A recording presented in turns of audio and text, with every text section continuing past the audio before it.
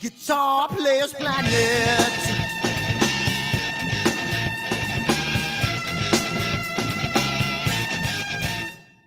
You see it in the papers, you read it every day. The riots and the fires going on in South LA. The muggers and the government, they're all wanting the same thing. They take all your money, whatever else spring.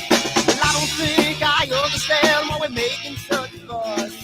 And I don't think I understand what's come of all of us. And I don't think I understand why we take this world for granted. I just want to get right back to Guitar Players Planet.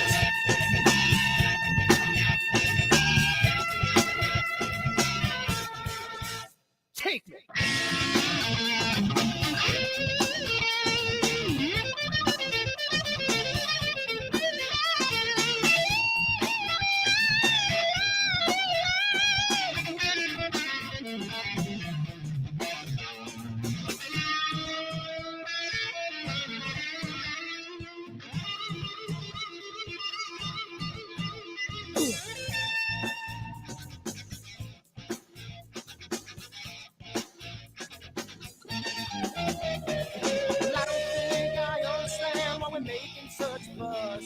And I don't think I understand what's come of all of us. And I don't think I understand why we take this world for granted. I just want to get right back to Guitar Players Planet. Guitar Players Planet. Guitar Players Planet. Guitar Players Planet. Guitar Players Planet. Guitar Players Planet.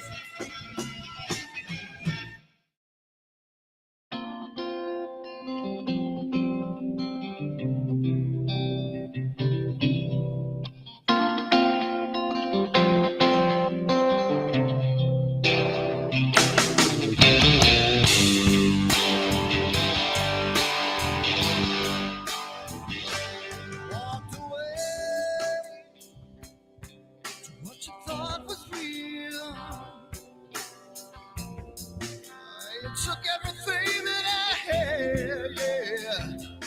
Walked away, but you left one thing behind. You're wondering just what that is. Yes, you are.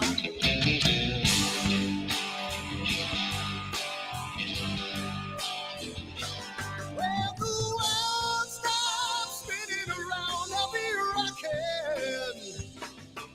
When the wall comes tumbling down, I'll be there. When the world stops spinning around, I'll be rocking.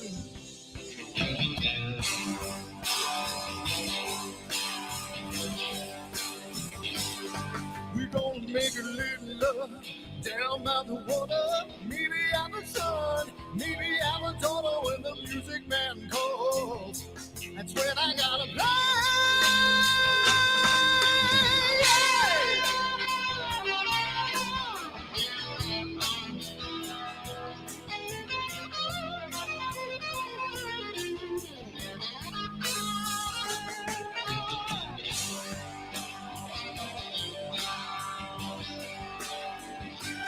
So I burn for the things I never had. Burning with hate, with love. Spin around, round. 'Cause as a boy I had a dream. Carry it with me today. Yes, I do.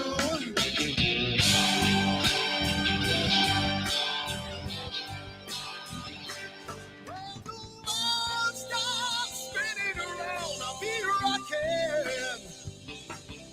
When the walls come tumbling down, I'll be there. When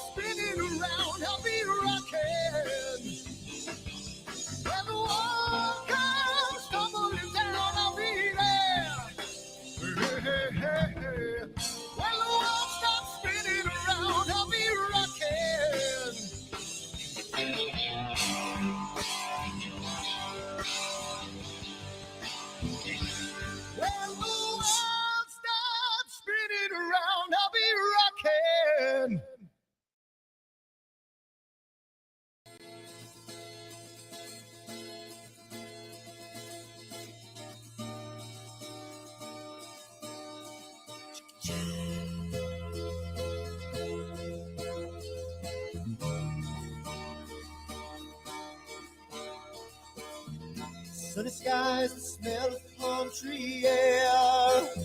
Looking back, I could never feel fair. The way the music has touched my soul, the way that the South holds its control. But I've got a new way to choose.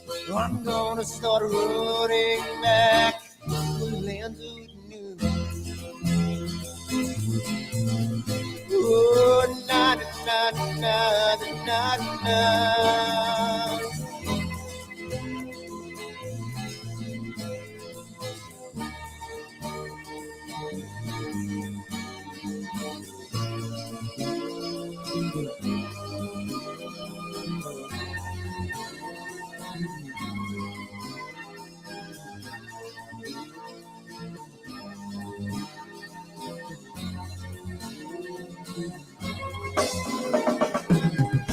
Seems to me that I have lost my old friend. Got the sunset off the highway again. Then I get lost on a long summer day. I must go back before it's too late.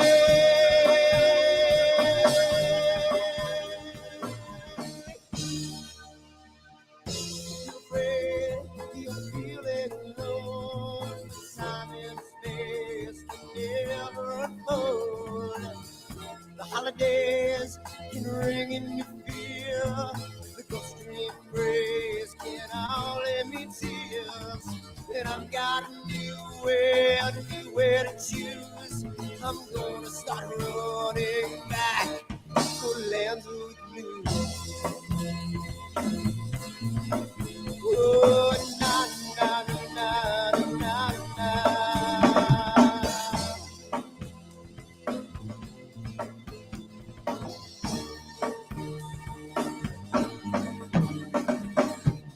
Sitting at the lake, I'm feeling confused, but I had my guitar, so I played this blues. But I'm afraid, what might be true, that I might never be back again.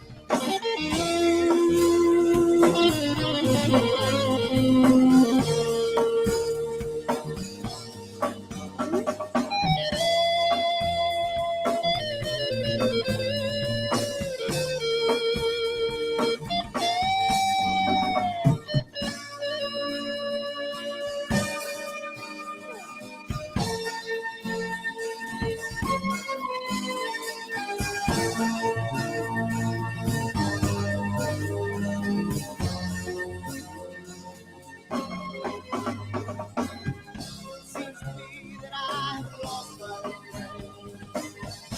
Got the sunset off the highway again. Then I get lost on a long summer day. I must be back before it's too late.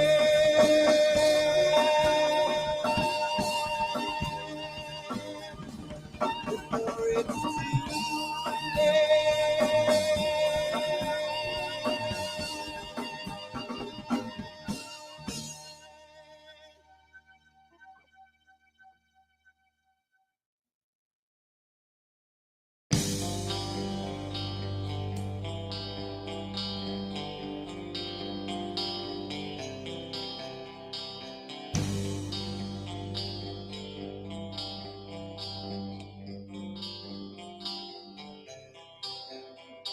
Someone to take me down at night. Someone to make my day. New revelation fills my soul. Oh, I can waste away. You distracting my attention. You're all that's on my mind. You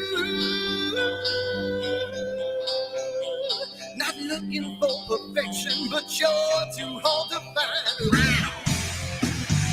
Now the first night is coming, and I know what to do. You know that nothing feels sweeter than someone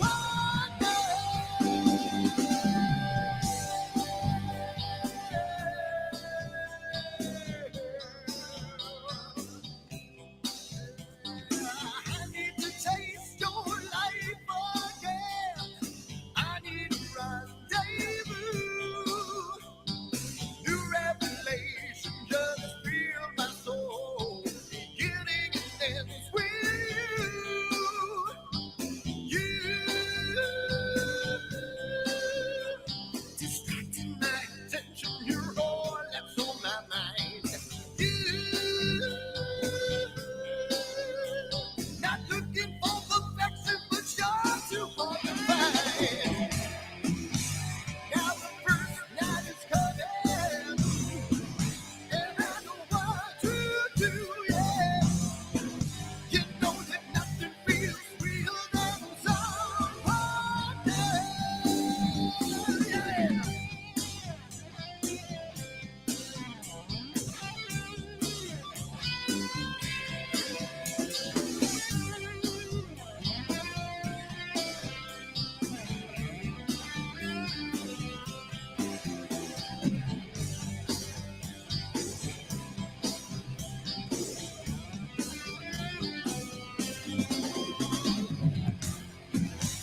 Now the first night is coming, and I know what to do, yeah. She knows that nothing feels sweeter than someone else. Yeah, don't it seem funny that I'm in love with you, yeah. You know that nothing feels sweeter than someone else.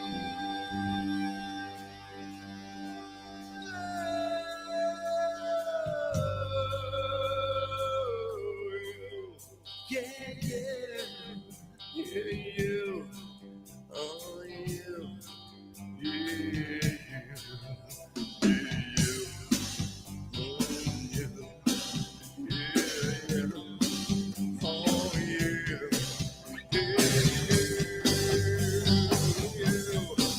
Yeah, you.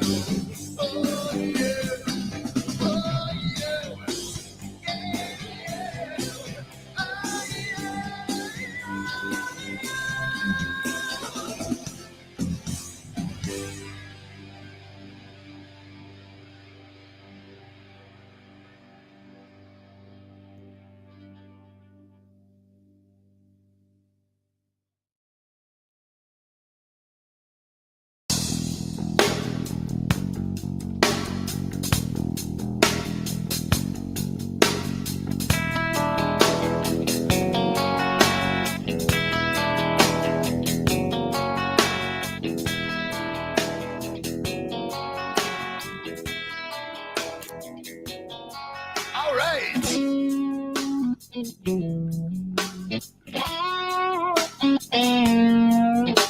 Hey, yeah, yeah. Where did my color go? Got your head in the sand. You can't be in control. Using a powerful hand. I wanna be you. I wanna see you. Don't taste the kisses of hate. Don't try to tell me. Don't try to sell me. Don't try to say it's too late. You're gonna push me to the edge. Back me in a corner. Making me stand in your shoes. Push me to the edge. Our little color is black and white and blue. Black and white and blue. Yeah. All right.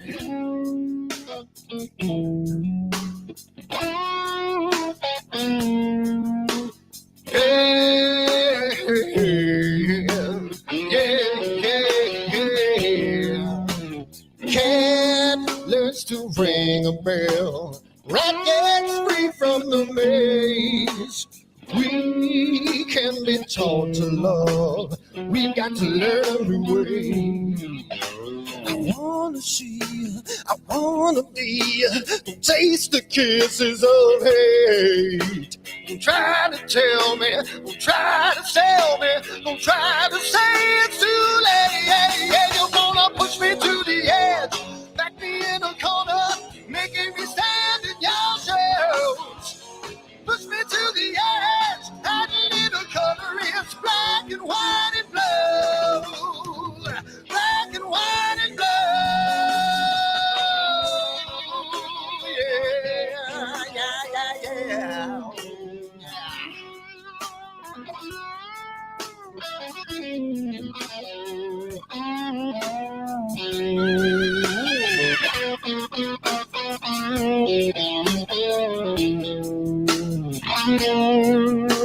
I wanna be, I wanna see, don't taste the kisses of hate. Don't try to tell me, don't try to sell me, don't try to say it's too late, late. Push me to the edge, back me in a corner, making me stand in your shadows.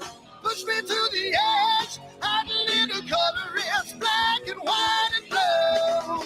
Yeah, black and white and blue. You're gone black and white on the edge, back me in a corner, making me stand in your shadows. Push me to the edge, hiding in a color, it's black and white and blue. Black and white and blue.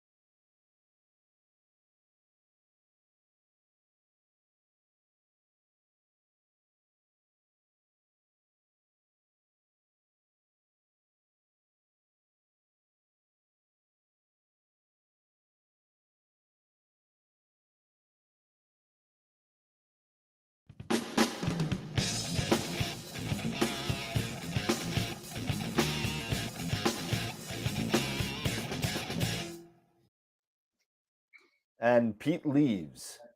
No. That's why he left. That's why he left. I don't feel bad now because Florida lost in 4. So I don't feel bad. Yep. It's definitely getting interesting. We got the Rangers tied it up. They just won't go down quietly. And but anyway, the lightning. God, can you imagine?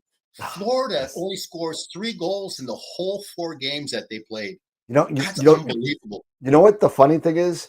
We probably has the only astrophotography show on the entire YouTube that starts off the show talking about hockey. That's the first. Makes no sense. None. But how's it going, everybody? Welcome to the show. Another Wednesday night. First things first, I got to apologize to our viewership. Number one, Kurt Lanes was unable to join us tonight. He does promise that he will reschedule. He had to reschedule. So look out on the website for upcoming dates. And before we get started with the sponsors, Pete, I know you just came back from AIC. You know, and I know that you've been working on some people to come on for future guests. Maybe you would like to do a shout out real quick, say to let the people know what to look forward to. Absolutely. I reached out to Russell Corman. So Russell's going to come on and actually talk about his third-party plugins and literally talk about his workflow. So he said he's excited to come on the show. I also remember about 2 weeks ago, and we were talking about that cleaner solution called, is it Photonics? Photonics, yeah. Photonics. I think it was. So I was talking to David Green, and he definitely wants to come on the show and literally talk about that as well. And then I've also had a chance to talk to Jeff Dickerman, and I finally got Jeff Dickerman to be committed. And I'm going to send you his email link to reach out to him, but he'll definitely come on the show as well. So I've got those three for sure, and then I'm working on a couple of other ones, Dan. So I'll let you know here by probably beginning or after Memorial Day. We'll reach out to them as well. Awesome, awesome, and we also, correct me if I'm wrong, we may have the return of Dr. Sass pretty soon. Absolutely, yes, you're absolutely right. I forgot about Dr. Christian. So absolutely, he definitely wants to come on, and I'm not going to say what he's going to do, but it will be a treat for everybody. Yeah, so it's definitely going to be a show you're not going to want to miss. You know, so it's definitely going to be a show. It'll be sassy. It'll be sassy. It'll be sassy. but yeah, so that's going to be freaking awesome. And just so everybody knows, and that we do come through with some of our promises on the show. So these just came. Some of you may know the cover. This is a new cover. This is the 3rd edition of the Deep Sky Imaging Primer.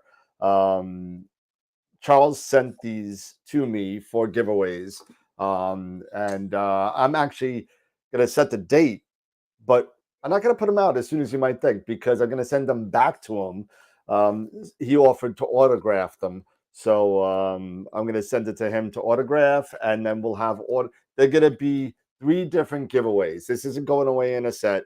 It's 3 different raffles for the 3 different books. So just to spread the wealth around. So yep, shiny new books. So these are going to Pennsylvania tomorrow via Camera Concepts, and we're gonna send them out and get them to him so he can send them back to us. So that's gonna be a lot of fun to have that. And that being said, maybe we should just say a shout out to our sponsors and get on with the show. How about that? So let's do that. And we'll quick play this and start from the beginning. There we go. Thank you so much. All right. So without our sponsors, of course, we can't do these types of giveaways. So it's always a good thing to kind of do a shout out, not only to our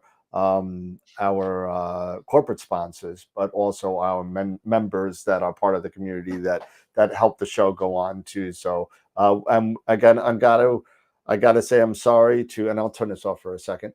I gotta say I'm sorry to one member, Corin Nemec. He is a member, but he's not on the slide. He will be on the slide next week. So I just want to say that tonight. I had a rough day at work, so I couldn't get everything done in one shot. So, but thank you everybody to our main sequence level sponsors, Woodland Hills Camera and Telescopes and Night Skies Network. Thank you so much for your giveaways, as well as, and coming up very rapidly, the Prima Luce Lab Eagle giveaway, which if you haven't signed up for it, I think we have close to 70 people signed up for this thing. It is the Prima Luce Lab Eagle 4 Ecclesi, which is a black eagle, matte black with red writing and totally maxed out, 64 gig of RAM, 980 Pro Samsung solid state drive, 2 terabyte, Wi-Fi 6, a whole spiel. So it's pretty awesome. Camera Concepts is giving us some gift certificates as well, $50 a month. We're giving those away, and the Optolong giveaway, tons of filters from Optolong. So come along and sign up for those giveaways. We also, tonight, we're giving away an IP for AP yearly subscription. I'm sorry, not yearly, a 1-year subscription that's free from IP for AP. So if you don't know what that is, go check it out. It's a great tutorial for PixInsight and Photoshop, run by Pete Proul and Warren Keller. with the help of Ron Breacher. All of them are the Masters of Pix Insight, which we give away also classes for them.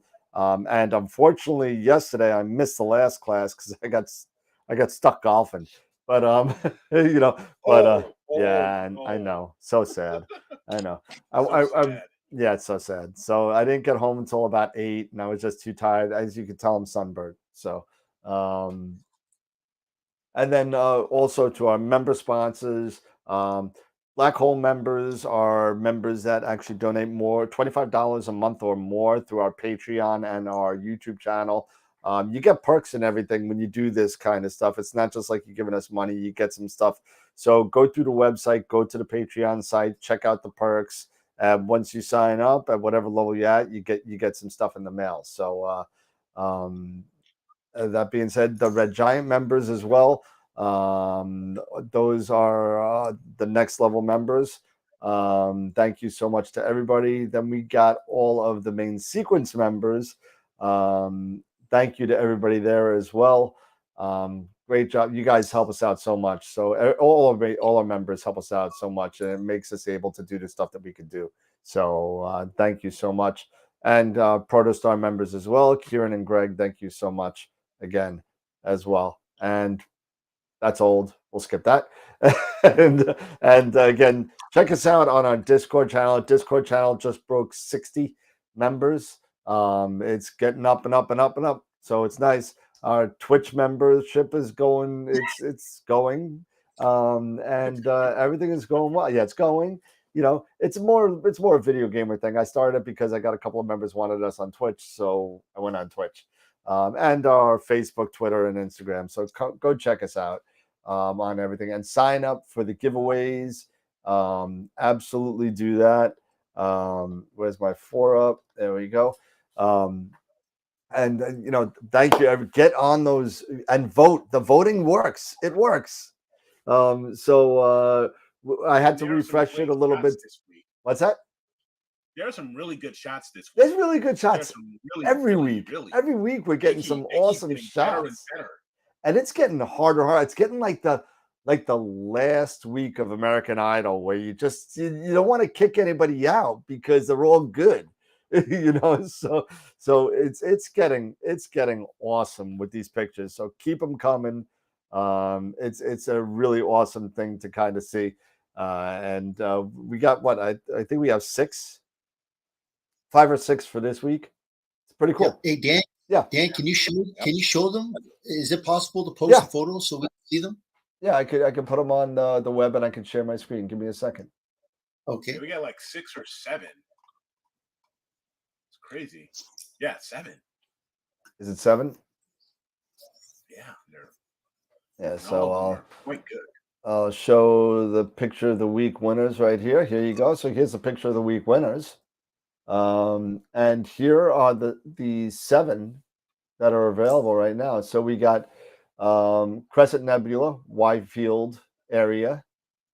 That's the Crescent Nebula right there. That's from Michael Gibbs. Oh, nice. Wow, look at this. Yeah. Okay. And then we got the most recent lunar eclipse, which was last weekend. This is, I believe it's Jim. Yeah, Jim F. From Long Island, one of our Long Island people. Very, very nice. I saw the thumbnail. I thought it was Mars. Nope, it's definitely the moon. Yeah. That's the total lunar eclipse at 11:52. Nice. Yep. And then you got another M101, Greg Meyer.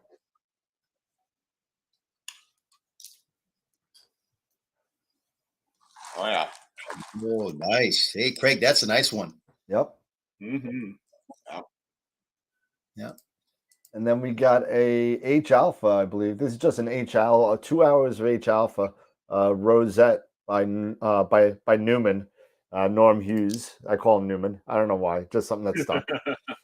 Newman.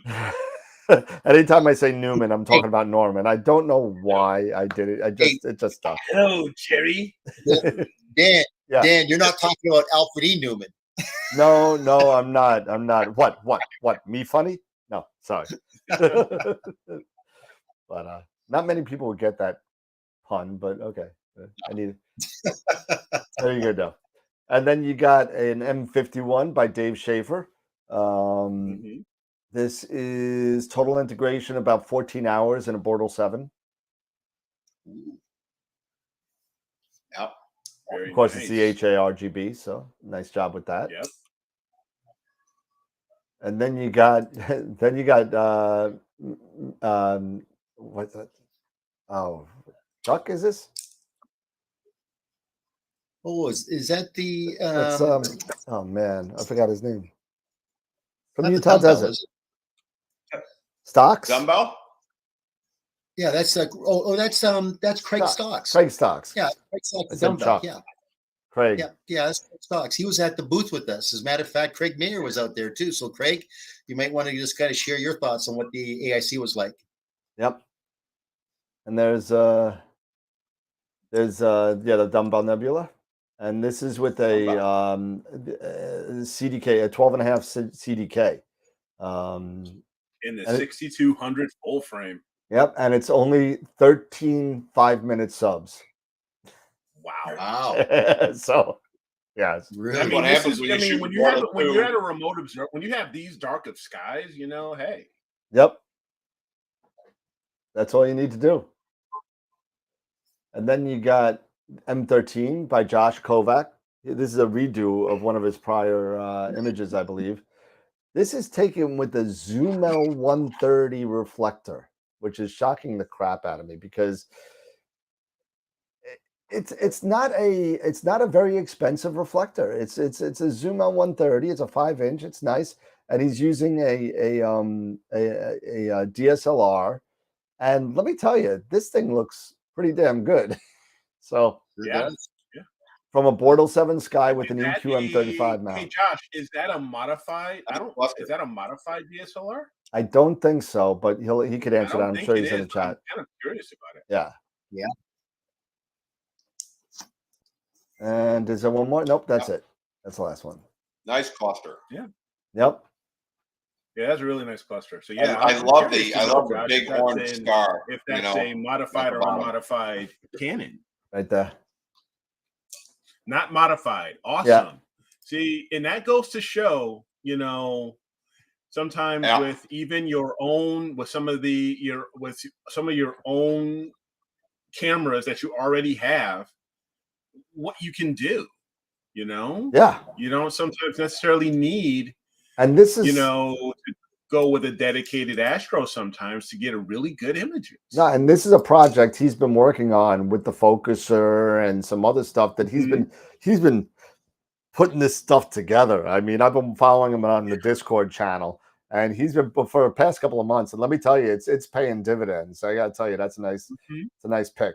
So, that's the so we have until Friday, 5 p.m. So make sure you go and vote. And yeah, and then Saturday I start vacation. So nice, good for you. Oh, that's just over 13 hours. Yeah. Yep. That's awesome. You put some work in it. It's awesome. So yeah. Vacation. What does that mean? Cleaning the garage? I would if I had one. I do not have a garage. Oh. It is driving the Cherry Springs probably on Thursday and then coming back in a couple days. So I mean, I have no plans other than no. I'm going with a couple of friends of mine. I'm going with Eddie Z, who's in the chat. He's going to be meeting me there. He is going to be my guard dog for the equipment. He's going to tent by our equipment while we go and stay in a hotel room. So I just can't tent. I can't do it. I can't sleep in a tent during the daytime. I can't. So you're a wimp. Totally. I'll be a wimp. It's okay. I'm okay with that. But you know what? Hey, at least you got somebody to watch the show. I tried tenting once, and I don't care. I know we've spoken about this on the show before. I don't care what the tent maker says and what it says on how it cools down and and how it blocks the light 98% sun. Yo, let me tell you something. It's daylight in the middle of a field. You are not covered with trees. You are in the middle of a field, and any tent that you get is a greenhouse. I don't care. You are gonna be sweating like a pig when you You try. will be. Oh my god! And there's no way you're gonna get any good sleep. So you know what? I found out. Well, there's a hotel about 10 miles away from Cherry Springs. They got blackout shades, and that's it. I'll go get my bagel when I walk in, my orange juice, and I go to eat it, and I go to bed, and that's it. Feeny, done. That's it. But You yeah, got to get so- one of those portable trailers, scope trailers there, Dan. yeah. Well, That'll let me fix get that problem. the observatory in the backyards first. So Yeah, trailers have got to be running. Those trailers have got to run 25, 30,000 at least. that's probably about half of what I'm going to be. Well, no, that's probably double what I'll be spending with the observatory. But I mean, it's still going to be like 10, 12 grand for everything. But Yeah. yeah. My So God.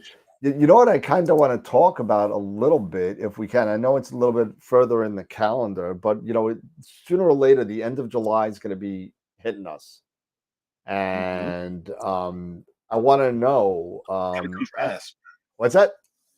It's gonna come fast.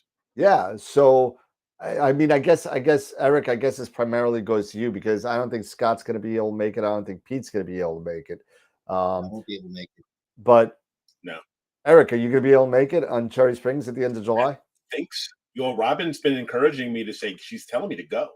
All right, so I'm going to count you as a go, and I'm going to start pumping it out every week that we're going. Okay. So that weekend, whatever, the 29, 30, whatever, first, whatever that is, that Friday, Saturday, Sunday. Because the 28th, that Thursday, I think, is the new moon.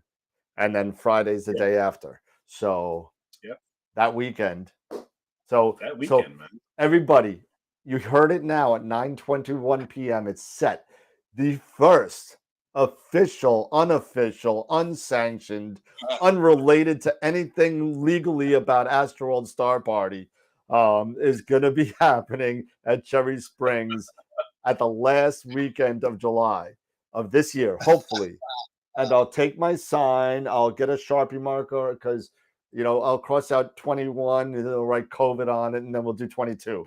So I'll get my sign and we'll go. So anybody who wants to go, let me know that you're going because, I'd like to coordinate a little bit and hit me up on email if you're interested. And let me know if you're interested because, maybe we could get that hotel place. I gotta call the hotel. Yeah, I'm gonna call the hotel tomorrow. So if you want, I'll book 2 rooms. So we'll put it under my name, and you can give me the $80 or whatever it is. Whatever. Whatever it is. It's relatively cheap. But if you got people in the chat that are already saying I'm in. Oh really? Mark I haven't been looking. John, Oh yeah. Eddie. Hey. Well, everybody, please. I'm never gonna remember everything in the chat. Just email me. Just email me, and you guys know that you email me. I get back to you very, very quick. So it looks like we got 3 or 4 people again interested. But it's going to be fun. It's going to be fun, and it's a non-Star Party weekend, so we're not under any restrictions or anything. So it should be a lot of fun. Yeah. So we'll see. Which is good because Cap does bring up a good point, but you know what? Cap makes up. He brought up a good point, but you know what? Conrad he made another point as well just before then. Cap was saying $7 a gallon gas. I was like, yeah. And then Conrad just before that says it's just money. Hey, that is true. We spend more than that in filters, so I mean, come on. Exactly. I get the point with the again.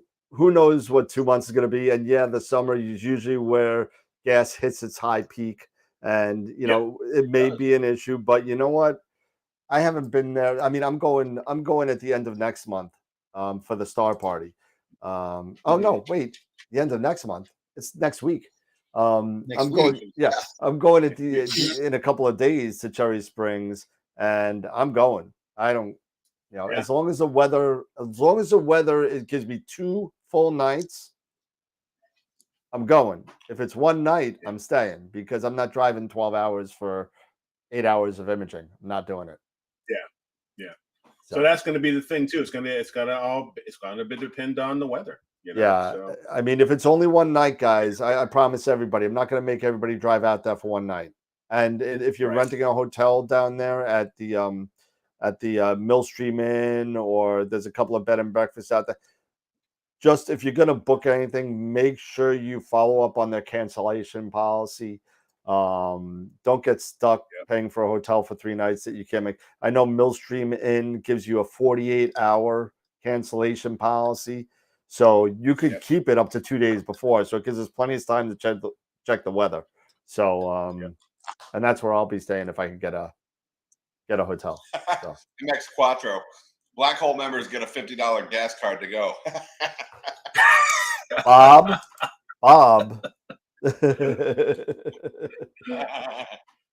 Be nice, Bob.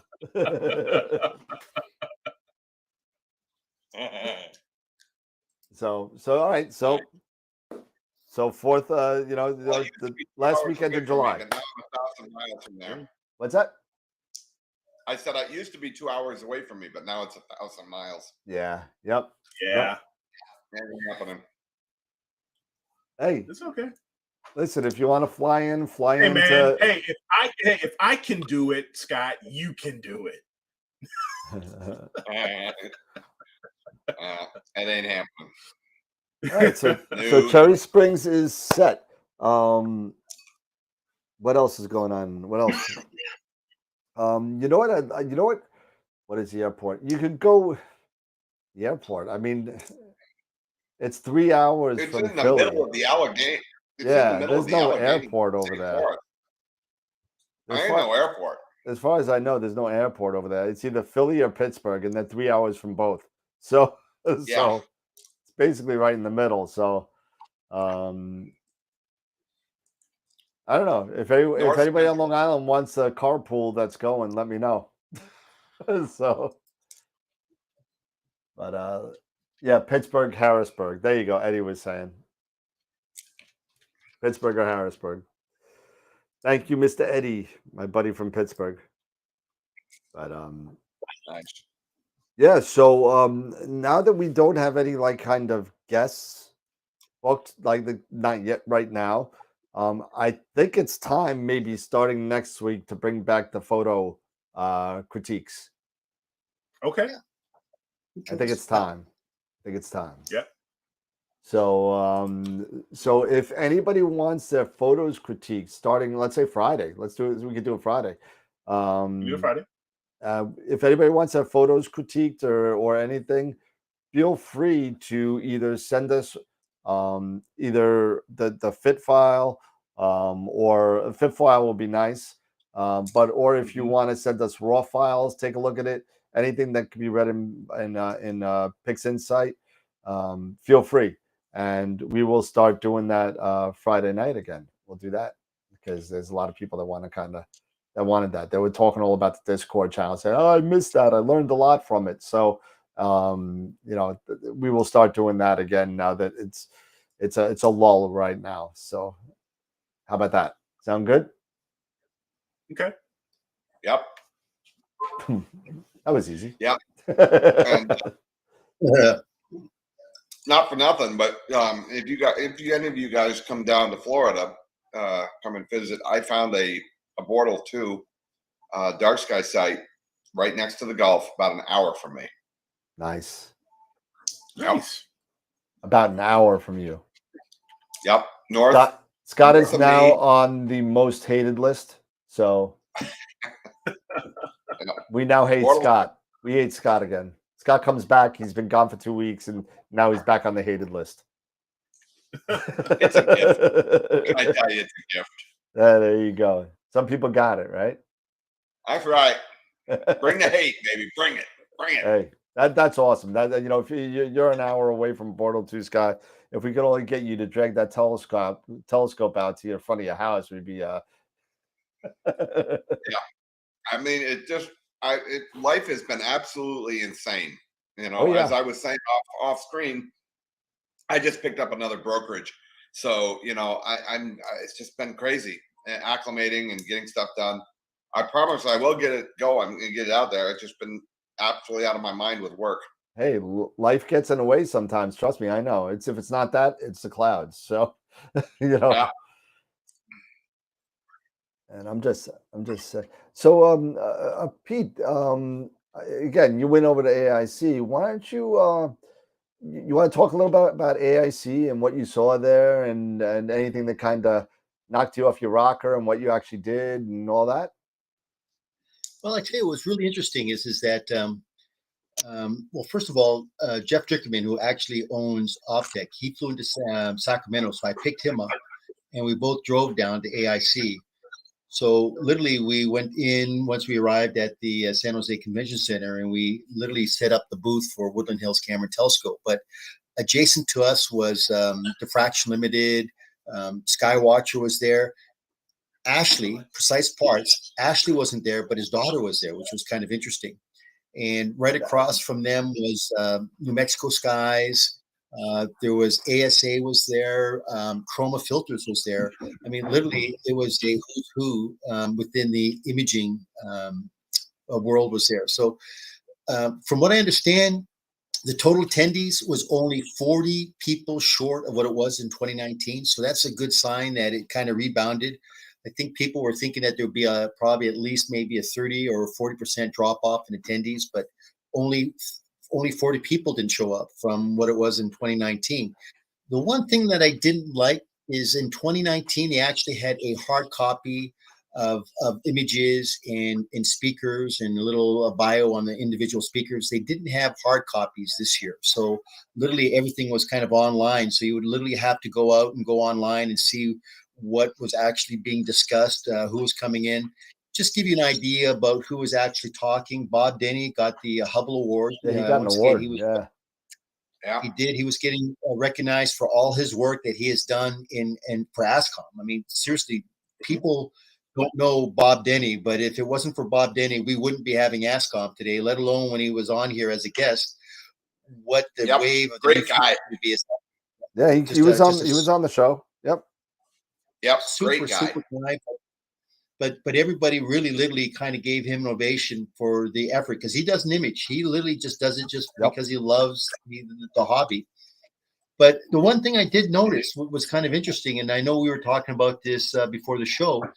I did notice there was a lot more people who actually own remote observatories being able to say, hey, look, you've got choices here. Case in point, we even had people from as far away as Chile. It was OBS Technology who was actually saying that, yes, they will definitely host your rig. You just ship it down, they'll set it up, and you can definitely now start to shoot in the Southern Hemisphere. But literally, we had Craig Stock and his wife, Deborah, who were with Utah Desert Remote. There was New Mexico Skies. There was Dark Sky, New Mexico. There was Sierra Remote Observatory. There was Telescope Live. And I was talking to Christian, and I said, Christian, you definitely need to be visible here in the next show for iTelescope. So it was a very good show. I mean, considering what we went through with COVID, the fact that I think NEAF was canceled this year really made this show quite spectacular, especially for the OEMs. I mean, it was good to see PlaneWave because PlaneWave literally had a CDK 17 on a L500 mount, and they actually had the new Delta Roscope on an L350 mount. And that really brought a lot of people there. A shout out once again to Thomas Bramwell. Thomas and Primalucci were there. I mean, they've got some great products that are coming in. I'm not going to say anything about a new product that they actually did show everybody. It's actually pretty nice. You can. He put it on. He put it on their Facebook page a couple days ago. Okay.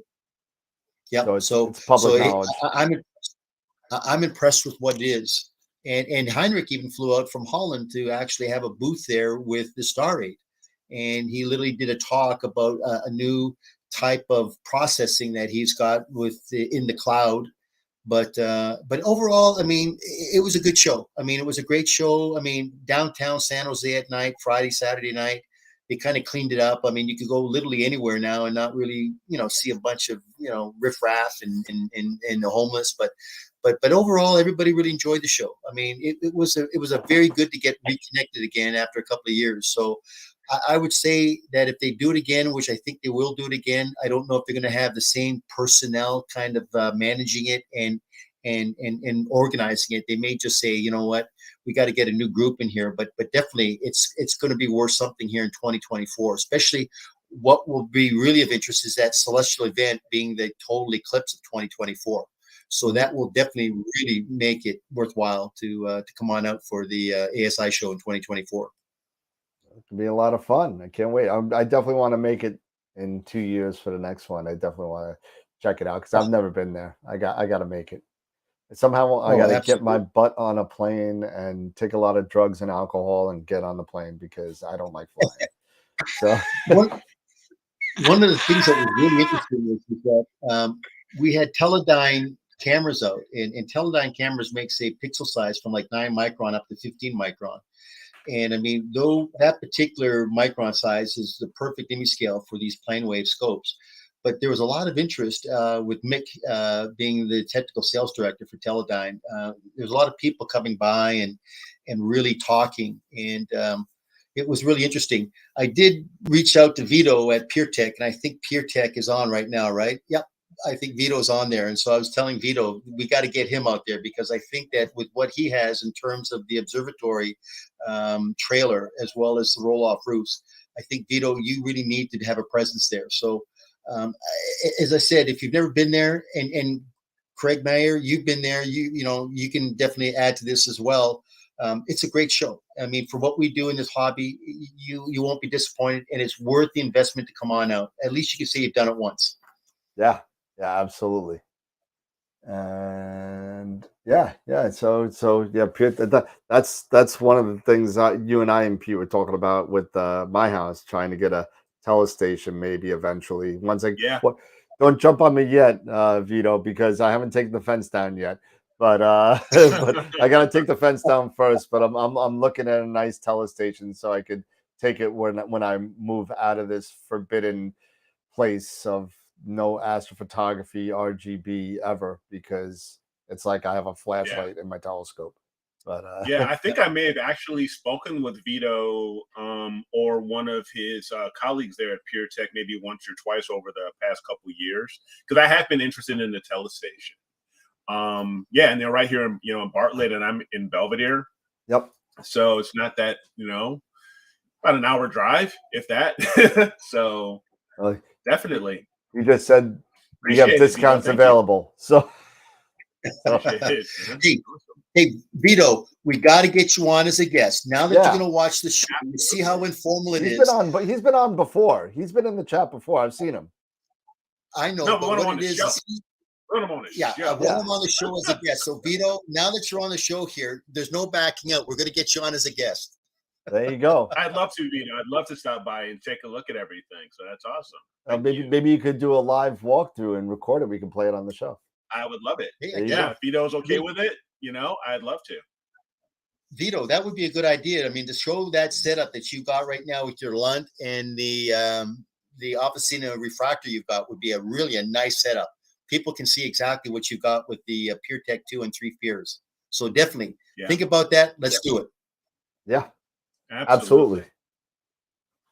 And let me just take a look and see, because again, for whatever reason, we have another clear Wednesday night over here. So if I bounce in and out again, I'm not doing what I did the last time. But I love Nina. It tells me in my ears what it's doing. so it said slewing to coordinates. So that tells me that the calibration went fine of the guider, and now it just finished slewing and it's going to my target now. So there you go. I got a question to ask Conrad. Conrad, did you come by and introduce yourself to me? Because I don't recall talking to you, because I wish you did. It would have been a pleasure to meet you and say hello to you. Yeah, absolutely. Yeah. He did mention that there were quite a few harmonic drives that were on display as well. Yeah. Yeah, Rainbow was there, which was really interesting. Rainbow really was kind of introducing now their RST 135 with the E version with the encoders.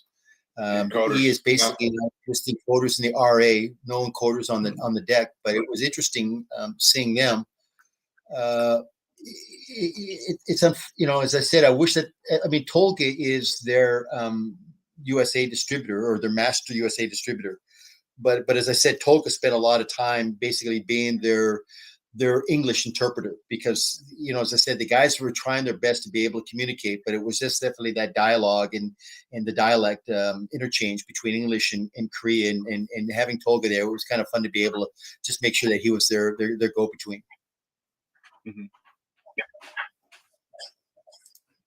But no, absolutely. 2024, I think, as I said, this is really the premier astro imaging conference show exhibit within our hobby.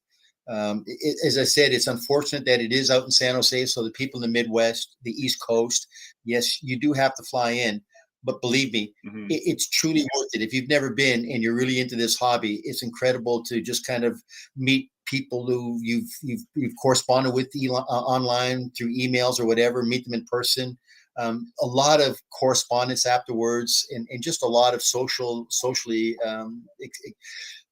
exchanging of ideas and the guest speakers, phenomenal guest speakers. I have to admit that they really do a great job of having phenomenal guest speakers talking about, imaging, raw data capture, registration, calibration, and more importantly, post-processing techniques. Wow. And I would, it's every 2 years. So I would love to get the opportunity to come there in 2024, hang out with you, Pete, and maybe the whole crew, we can all just head out that way and make a weekend of it or something, and just have some fun. And even maybe have a live show that one of those days, which would be really cool. I did see there were quite a few, if I'm not mistaken, quite a few YouTubers were on there. I believe Trevor from Astro Backyard. I believe I saw something that he attended, as well as maybe a few other people. Yeah, he was there, and he literally did a talk as well. It was an amazing talk. I mean, it was really impressive to really talk to him one-on-one. I mean, he had his girlfriend there because the one thing I do know is that his girlfriend kind of what's the word? His wife now. It was his wife. That's right. Yeah, that's his wife.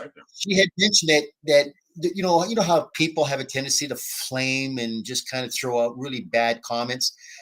The one thing that really impressed me about Trevor is that he takes it personally, and he really doesn't want to kind of have that bad publicity. But when people flame him, I mean, I have to admit, he really does take it personally, and he's just a good guy when you meet him in person. I was really impressed just talking to him one-on-one. But he did a great talk, and I mean, I have to admit, it was actually attended by people who were, people that were over 50, over 60. I mean, it was attended by people under 40.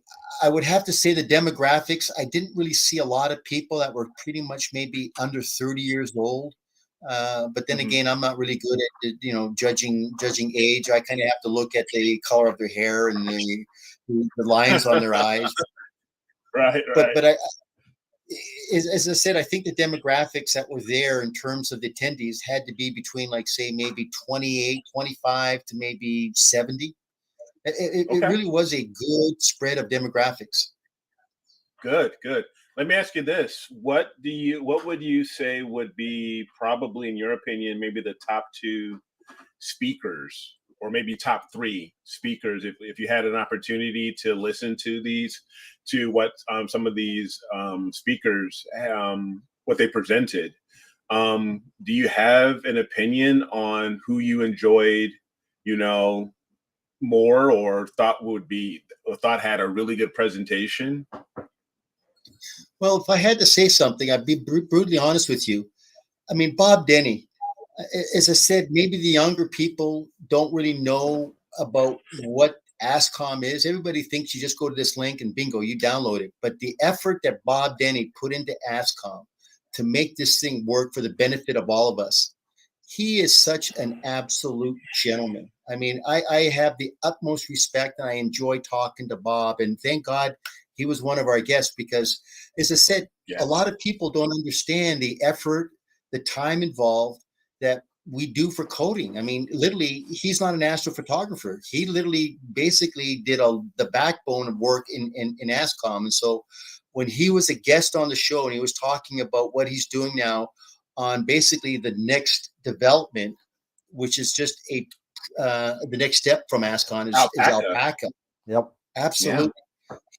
Yeah. I have to say that it was a pleasure to be able to be in the audience with Bob and literally watch and enjoy his presentation, because I tell you why. Bob really relies on a lot of people. One of the people that was responsible for doing the coding was Jeff Dickerman's employee, Dan Van Nuren. Dan is an incredible person to talk to, but he definitely did a lot of work that make Bob become what he is on this particular Alpaca. So one thing about Bob, he definitely made it a point to definitely reach out to everybody that was responsible. So that was something. And the next person, I have to admit, I mean, I've never seen any of his videos, but I was really impressed with the person we were just talking about, the gentleman from Canada. Trevor Jones. I mean, Trevor Jones. Trevor Jones. I have to admit that he literally is a very, very good speaker. I have to admit that I was never really somebody that's ever watched any of his videos, but I tell you what, I watched the first 10 minutes of his talk, and I admit he really had the audience captivated. He literally had them interested in his discussion. So it's funny, I'm thinking is that this is the one thing about AIC, and I mean, they're always looking for guest speakers. And so over the years that they've had it, people talk about post-processing, data capture, talking about equipment. I've always thought that, what would be so cool? Remember, we were talking about sharing stories from customers that call you in and say, why is it that this? And then they send you the pictures. I would love to do a talk with about maybe 20 minutes of just what not to do and show these images, and people just giggle out of this. No problem. We can do that. So I'm thinking maybe in the next couple of years, I might just get a whole database of all these different photographs and start talking about this, just as a kind of, just as an entertainment talk, more so than just an informal talk. Yeah, absolutely. Right. That'd be, we learn from what is that? The Beatles. For every mistake, we must surely be learning. So yeah. I mean, that's nothing's more truer than that. And we get better from failing. We don't get better from somebody telling us you're doing a great job when you're not. We get that's what makes us strive to become better at whatever it may be, whether it be astrophotography, work, life, whatever. It doesn't matter. If you think you're doing a good job and people continue to tell you a good job, even though you're doing crap, well, you're just going to continue doing the same old thing, thinking you're doing the same good job. And that's not, that's not what you want. And that's with anything, whether you can put that towards any part of your life. That's a true fact. And the one thing that they do, and I have to admit this, on the last night, what they do is they shut down the conference hall at 6:00, and they literally put on a full spread of food. I mean, literally, it's an open bar for the first, I think, half hour or so, but the food is absolutely spectacular. And I mean, they literally have the tables up on the second story and the second floor, excuse me. And literally, you can sit at any of the tables and you can kind of meet with literally everybody in this hobby, from attendees to other OEMs, and it's just a very good social event. But it's a terrific. It really is a terrific venue. Great. Yeah, Conrad was. Yeah, he was just mentioning, that the food was really good on Saturday night there, and they had quite the spread. Yeah, absolutely. Greg Meyer says he commented. Russ Croman gave a great talk about AI and how Noise Exterminator and Star Exterminator works. Okay, there you go. And we're going to have him on discussing that. So Dan, he's definitely receptive. He'll just email him, and definitely we'll get him on board, because he's definitely excited to come on board. Yep. As a guest. Absolutely. We'll get him on. Awesome. We'll get him on sometime in July. So. But yeah, Well, I'm so, glad you had I'm glad you had a good time. Yeah. I definitely want to try. 2024. I definitely want to work towards getting there.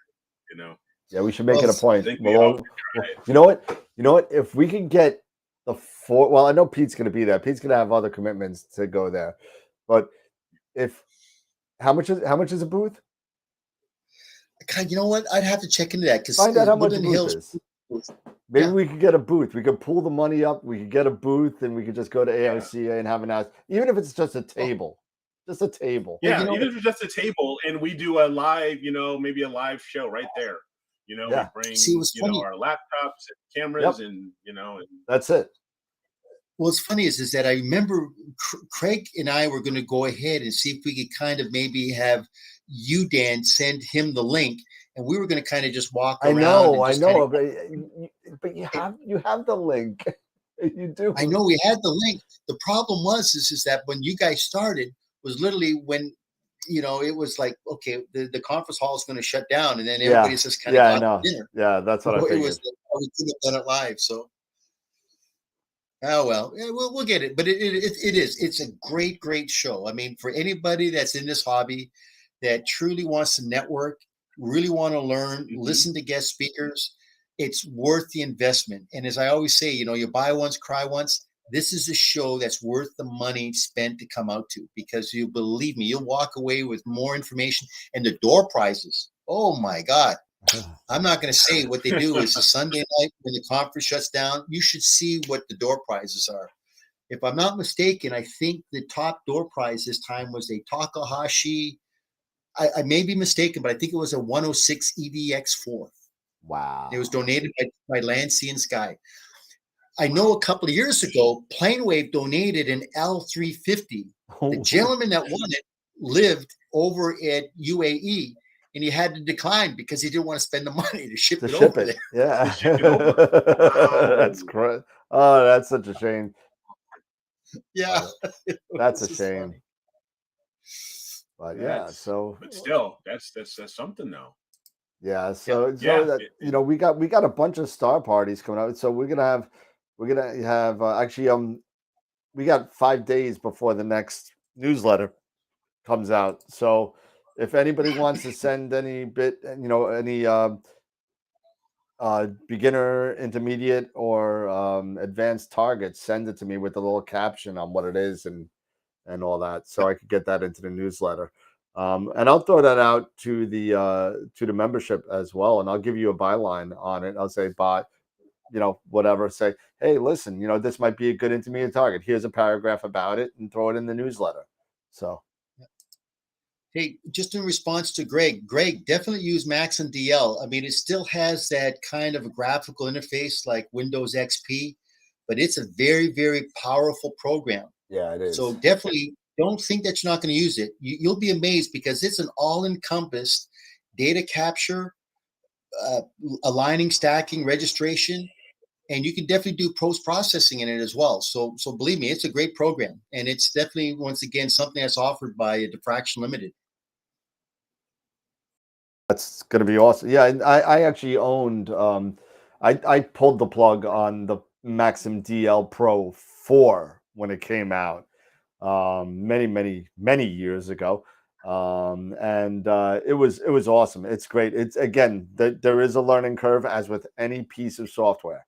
But once you learn, if you are looking to learn a new piece of software and looking like a full that will run anything from your dome to your focuser and your weather station and everything, that will do it for you. Plus, it's a post processor too. So I mean, it's literally like, it's not like you got to do Nina then PixInsight. This is, you got Maximum DL, you got acquisition and post. So and then you still may want to take it into Photoshop to do some curves and stuff like that. But other than that, I mean, it's definitely worth it. If you're already comfortable with something else and you're already learning something else, then maybe you hold off on it. But definitely you're going to want to try it eventually, because it's a cool piece of program. So it's kind of like Prism. Yeah, basically it's very, very, very, very good like Prism. I mean, it was kind of before Prism, But Greg, as I said, maybe reach out to me with an email, and as I said, I'll get you in touch with Colin Haig, who is the sales manager at the Fraction Limited, and maybe just reach out to him and just thank him for the door prize, and then you can start a dialogue with Colin. He's a super guy to work with. He'll definitely give you any assistance that you need on Max and DL. As I said, it's an older program. It has that XP interface, the graphical interface. Remember XP? Windows XP. It doesn't. We all do. It doesn't have that modern. Yeah, but it is a great program to use. It's solid. I mean, there's no bugs. It's proven its worth over the years, and it'll be a staple for a long time. Nice.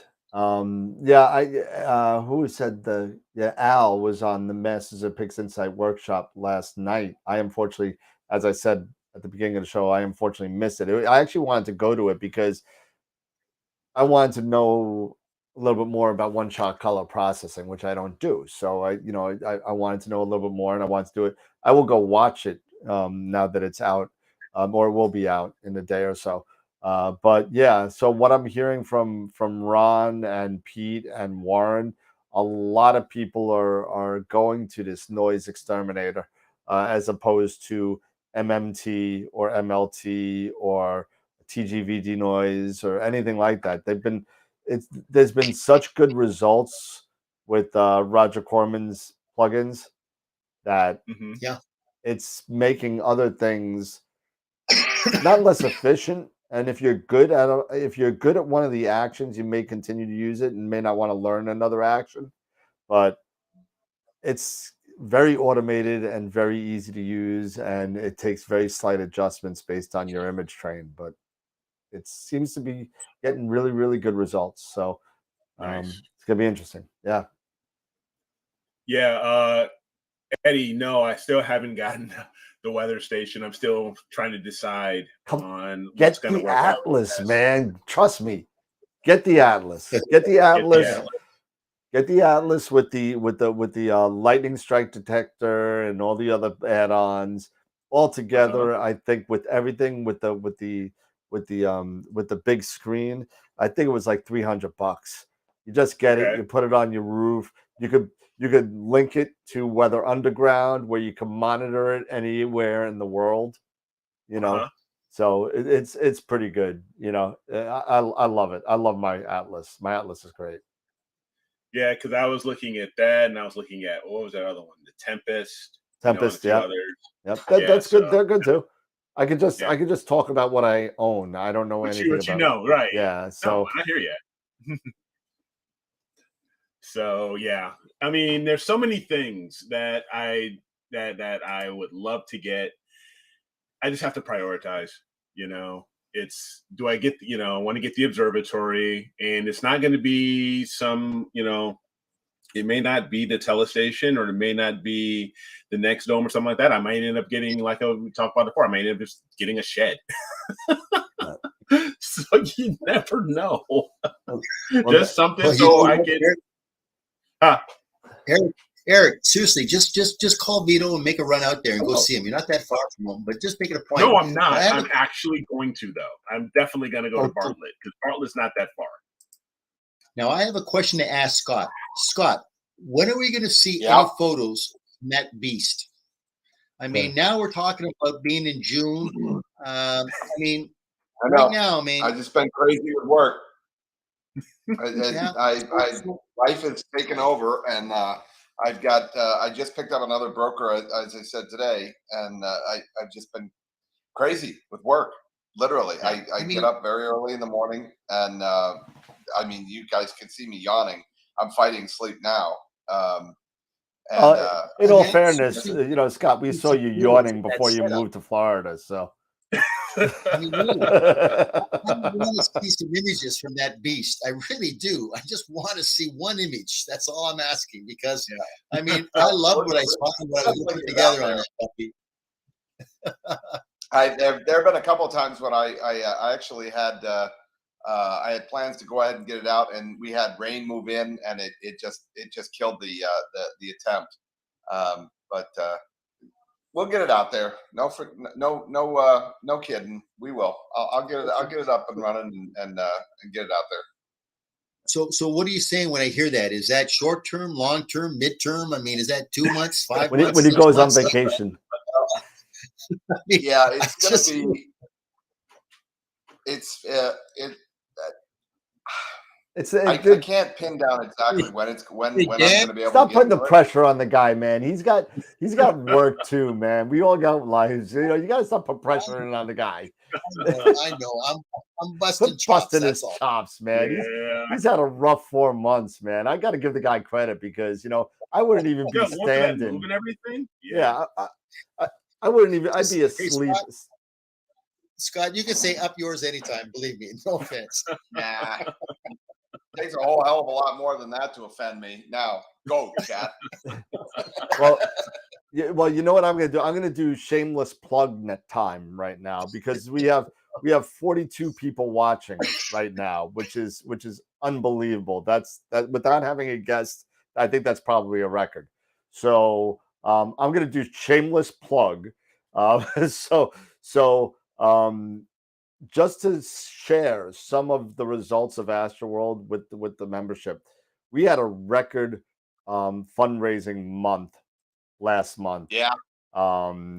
For AstroWorld from YouTube came in donations and Patreon and everything over $500 last month. Wow. So thank you, everyone.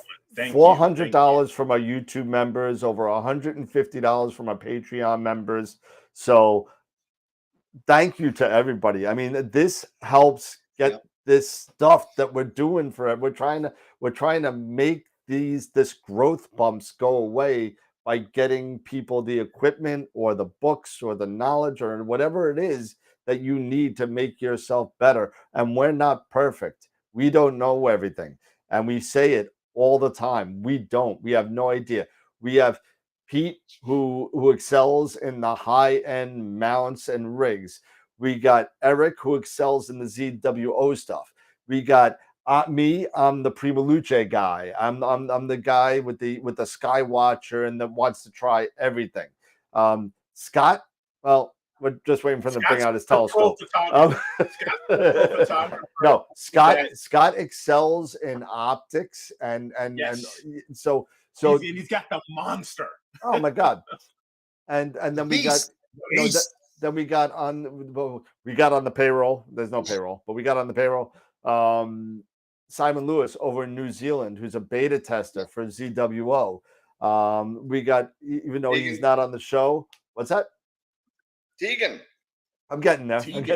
We got Tegan, who now works at High Point Scientific, who excels with his Quattro and is an awesome astrophotographer.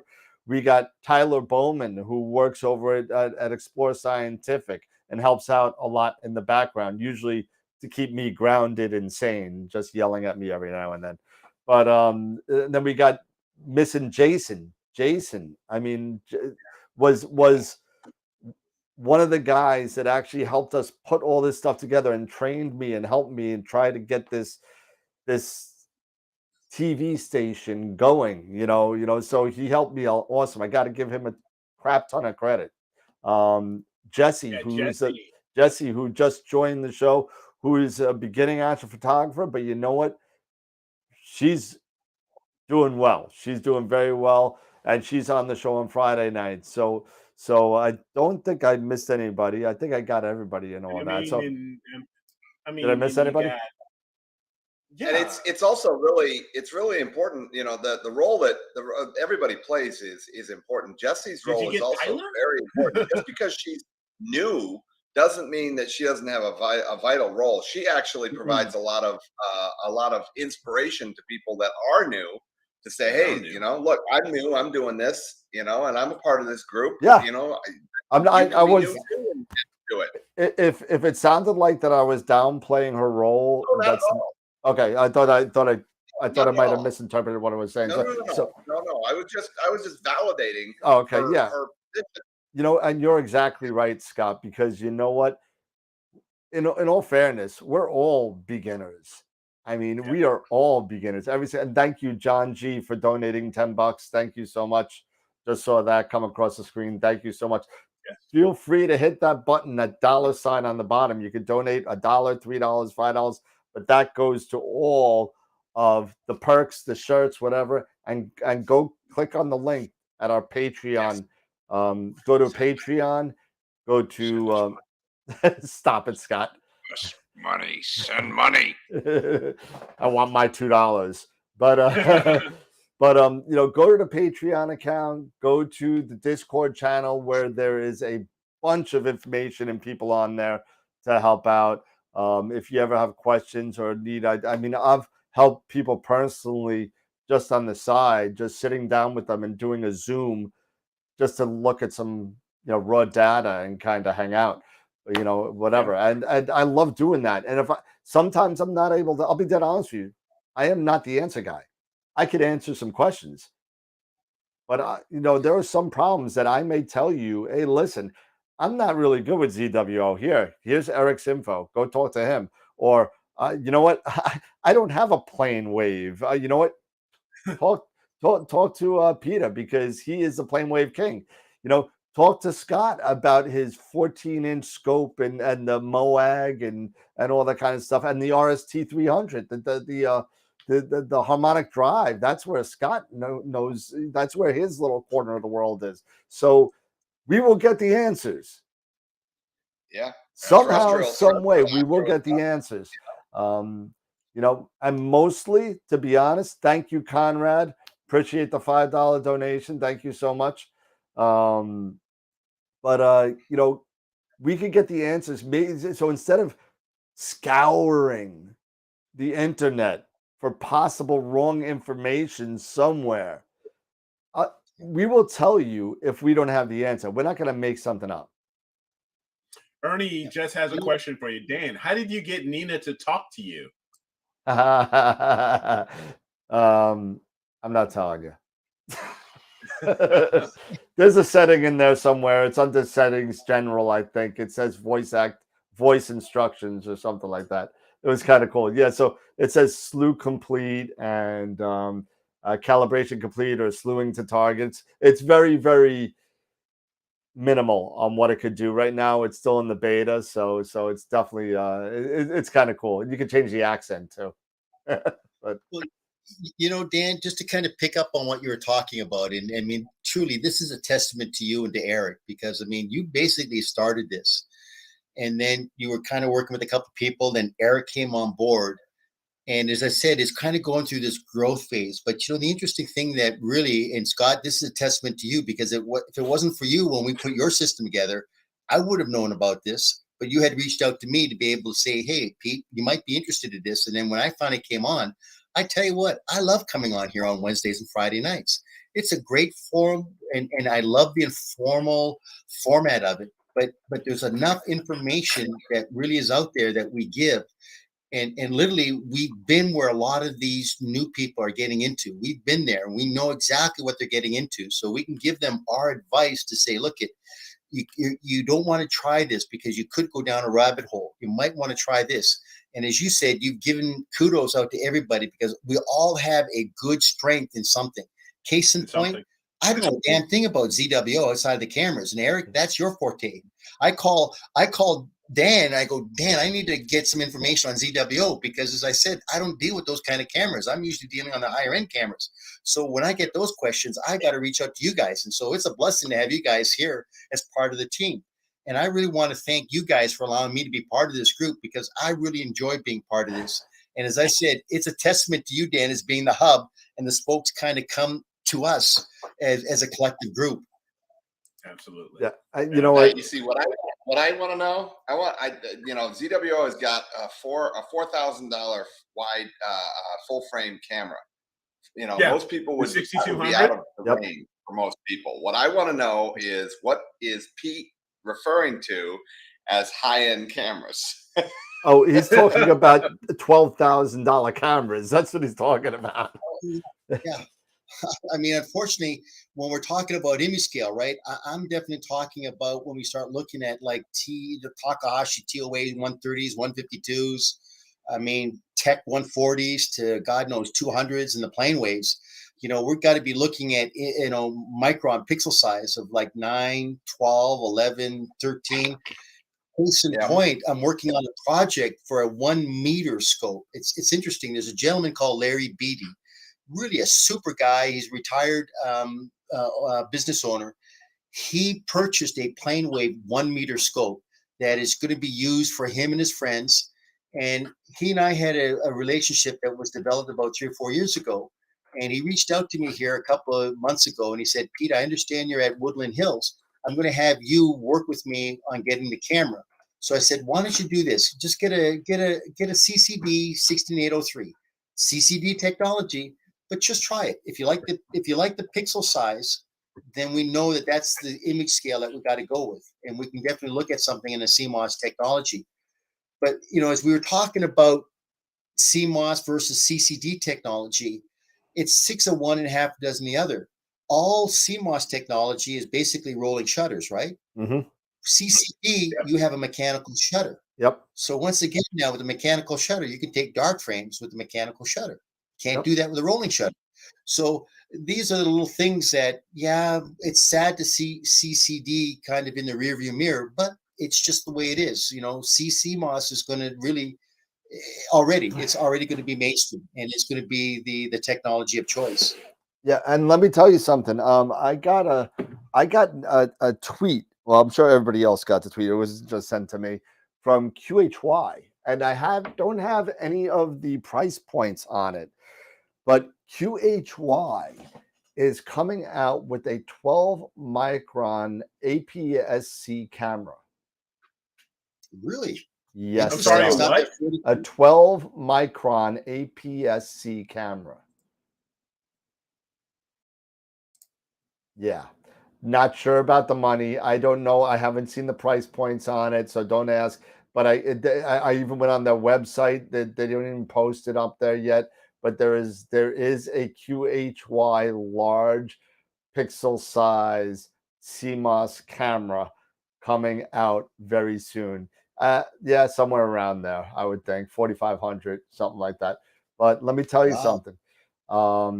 That is what many people, including people in this show right now, have been waiting for with these large micron cameras for the longer focal length scopes.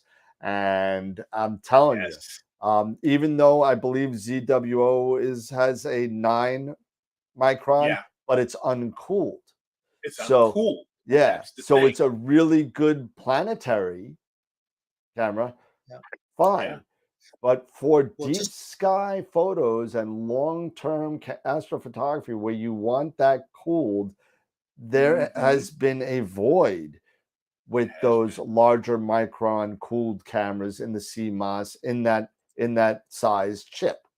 So there is one right now. There is one camera right now that's CMOS technology. It is the Moravian C4 16000. That's a 9 micron by 9 micron. That's the only one right now that I can actually relay to say to people who get these CDK 1417s is that if you're looking for a large pixel size camera, cool CMOS technology, it's the Moravian C4 16000. And what's the price point on that? You're probably looking at around about 8,000. They've got the filter wheel, so you can get the internal or the external filter wheel, and you've got the choice of OAG with it. But you're looking definitely because it's a Czechoslovakian made camera. See, in other words, all the sensors are made by just 2 manufacturers. Yep. Everybody who makes cameras buys these sensors from these manufacturers.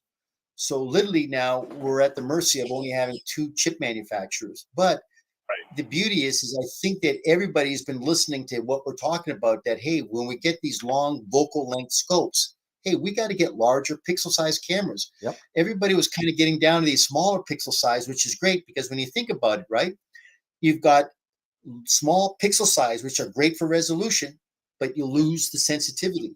You go to the larger size pixel size, you gain in sensitivity, but you lose a little bit on the resolution. And so there's got to be a fine line between what size pixel size would meet your requirements. And that's something that we talk about all the time, going to either astronomy.tools or what was the other one? Telescope? No, not Telescopius. Telescopius is for more framing. It's not for It's more framing. Blackwater Skies. Yeah, but for the suitability of the pixel size versus focal length, you need to go to some place like astronomy.tools and see if you're under or over sampling there. And then you can bring it into Blackwater Skies and Telescopius and take a look at the size of the framing. Yeah, because remember, we talked about this, is that when you decide on a camera, the first thing you got to do is get the appropriate image scale. Yep. And then after that, you look at the 5 criteria on making the best choice on the camera. So the next 5 choices, the first choice is you want to get a 14 or a 16 bit. It's got to be cooled. The higher the numerical value is for full well capacity, the higher the numerical value for quantum efficiency, and the lowest numerical value for read noise. That's the 5 criteria then that will decide the choice of that camera after you've made the image scale determination. Yes. Yep, for sure. Yep. And what's the bummer is that ZWO, they're bringing out new cameras right now. They are advertising, they're making announcements that they're bringing out new CMOS cameras. The downside is that they're all planetary. Yeah, none of them are cooled. None of them are cooled. That's the bummer, you know. Yep. And I've mentioned this several times to please, you know, they've got all these uncooled cameras, which is great, but you can only image so much of the planet. There's only so many planets you can image. But there's hundreds upon hundreds of deep sky objects, you know, and it drives me nuts that it's almost, I'm not saying that they're ignoring deep sky, they're not, but you know, they're putting all their effort right now, it seems, into these planetary cameras instead of really starting to push out more DSO cameras, these cooled cameras. And I think that's what people are really waiting for and looking for. Well, it was interesting is that at AIC, let's see, what camera manufacturers? Attic was there with QSI. FLI wasn't there. Oh, Diffraction Limited was there. Colin Haig and Doug was there. But, you know, if you remember, you know, maybe this is before you guys got in. Well, Dan, I know you were in the hobby. Eric, I know you weren't, unfortunately. But if you remember back in the 90s, SBIG was the camera of choice to go with. Yes, it was. That was the Porsche, man. Camera. That was the Porsche, right? They had that big box camera with the filter wheel. And if you wanted, say, the off-axis guiding, you get it. They had that window for CCD technology because they were, once again, American made. And to go with them was FLI. FLI made a great, great camera. What happened then is that all of a sudden, mass-produced barrel-shaped cameras came in. ZWO, I can remember probably in about mid-2000, the very first ZWO camera came out. And boy, they really kind of took that market. And they've kind of really maintained it now since about 17 years now. QHY was always there, but they didn't have the name recognition. But now they're recognized as being a competitor with ZWO as the 2 best China-made products. Yeah, it's funny when people get into this hobby, the young people, they're the ones that kind of really push the development. I mean, the old guard will always get FLI. They'll probably always get SBIG. They'll probably stay with QSI. Yep. People will always kind of make that next move. So I think the young people kind of said, hey, look, we're tired of that boxy square camera. We want the barrel-shaped camera because, once again, the barrel-shaped camera, you don't have a lot of weight. You won't have that sag that's going to cause tilt issues. So they really kind of push ZWO to where they are. And case in point, I know QHY. I like the build quality of QHY. ZWO, I mean, I think they've really fixed a lot of their build quality issues, which was having to do with a lot of their fans, that if you push their fans past 90% load, meaning if you pushed it past, like, say, minus 10 degrees, that would put too much loading on that fan. That fan would just quit, and then you had to ship it back to ZWO. Yep. But Yeah. but I think that competition now is really making these cameras to come out. And I'm wondering, personally, I was wondering, and that was one of the questions I was there at AIC. I want to know which is going to be the next camera that's going to step up and kind of be that next camera that everybody's going to jump on. Right. It's just interesting trying to see that. I'm interested to see on how this QHY camera goes once the price point comes out. Because I think that cooled camera void at that pixel size has been Yep. non-existent. I mean, Yeah. it's and I think that a lot of people that aren't using the Hyperstar or just using getting a 14-inch with the 0.7, and want to use that focal length. Hmm. I think that's kind of missing right now for at It least is. to Pete's point, there's only one person that makes that type of camera. So and in all fairness, Moravian at 8-10,000, may or may not be in people's price ranges. So I'm wondering what Yep. QHY will But do. here's a question, and here's a thought though. When we're talking about these larger larger pixel cameras, a lot of these cameras, and a lot of the sensors are based off of other Sony, are based off of needs of other types of cameras, DSLRs, mirrorless, or medical or what have you. So my thought are they not building a lot of these cameras because the other markets, the other industries aren't necessarily looking at sensors with those types of resolution, those types of pixel sizes? Maybe that's one of the reasons why they are not going that route. That's definitely a possibility, but I know, and we've spoken about this at length on the show on a number of occasions, saying that they might not be looking for it, but a lot of people that do what we do are. And Yes, I think but that that's as going to you be the said, start a very of. small. Oh, sure, We are a very small sample of course we are. of the Yep. overall camera market. Oh yeah, Well, absolutely. and just to relay that, and Dan and Eric, both have great points, because what trickles down, actually, what is kind of focused more in the medical and the biological industry, kind of gets trickled down to us. So we know right now, how do you beat read noise at one electron? I mean, CMOS technology at one electron, read noise, what's the sense? You don't even need to take darks. So what Yeah. can they do on these chips? Well, they can improve the quantum efficiency, because right now what quantum efficiency is we're looking at 75%. So can you imagine for a prosumer commercial sensor that's got a quantum efficiency of, say, 90? Wouldn't that be something? And Yeah, also the full well capacity. Let's get the Full full well well capacity, say, from 56,000 up to, say, maybe 92,000 with yeah. a prosumer a sensor chip.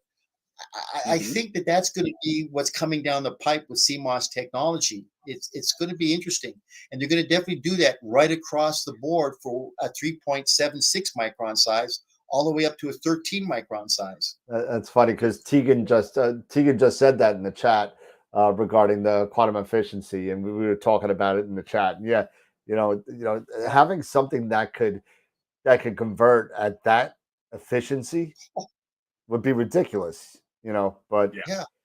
Yeah, there are I mean, some cameras out there that are 80 plus or even 90, but it's Yeah, in not. the low 90s. It's an average across the whole chip. So it's Right. not. and it's not a prosumer It's sensor, not right, for our market. It's correct. definitely a scientific or a specialty market. Yeah. Yes. But yeah, it would be amazing. I mean, it's as I said, we are really truly entering into this real great realm for camera. I mean, these sensors that, Mhm. once again, being prosumer based, could get trickled down to us. So it's going to be interesting to see over the next, probably within 2 years, at the next AIC show. It'll be Yeah. interesting to see what that next camera is going to be. Like right now, everybody's kind of gun ho on the 62, the SI 6200, and the QHY 600. I mean, that seems 600, to yeah, be the full frame. camera of choice right now as Yes. the main staple. Yeah, Yeah. and Carol just echoed what exactly you were saying, Eric, regarding the amount of and you're right, the amount of chips that are out there, it's not made for astrophotography, it's made for other industries. However, I will tell you this, and Pete will back me up on this probably 110%. Let me tell you, COVID has done a wonder for this hobby.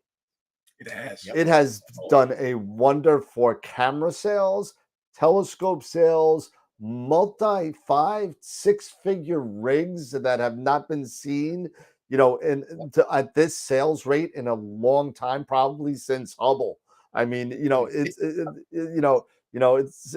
since Halley's Comet. I mean, it's this realization that happens that all of a sudden you're getting photographs and you're doing EAA and you're doing awesome photos with not the learning curve that Pete and I went through dealing with film, you know. Or manual tracking with an eyepiece. I mean, manual guiding with an eyepiece. I mean, come on, but you didn't have to do all that stuff and sitting and getting your butt wet trying to polar align the scope and a Schmidt. I mean, come on, it's so much easier now. I literally polar align my scope in 5 minutes, and I've been in here talking to you guys while my telescope's taking pictures while it's going. I'm sitting here. I got 2 rigs going right now. I got one on M51, another on M81, and they're just going.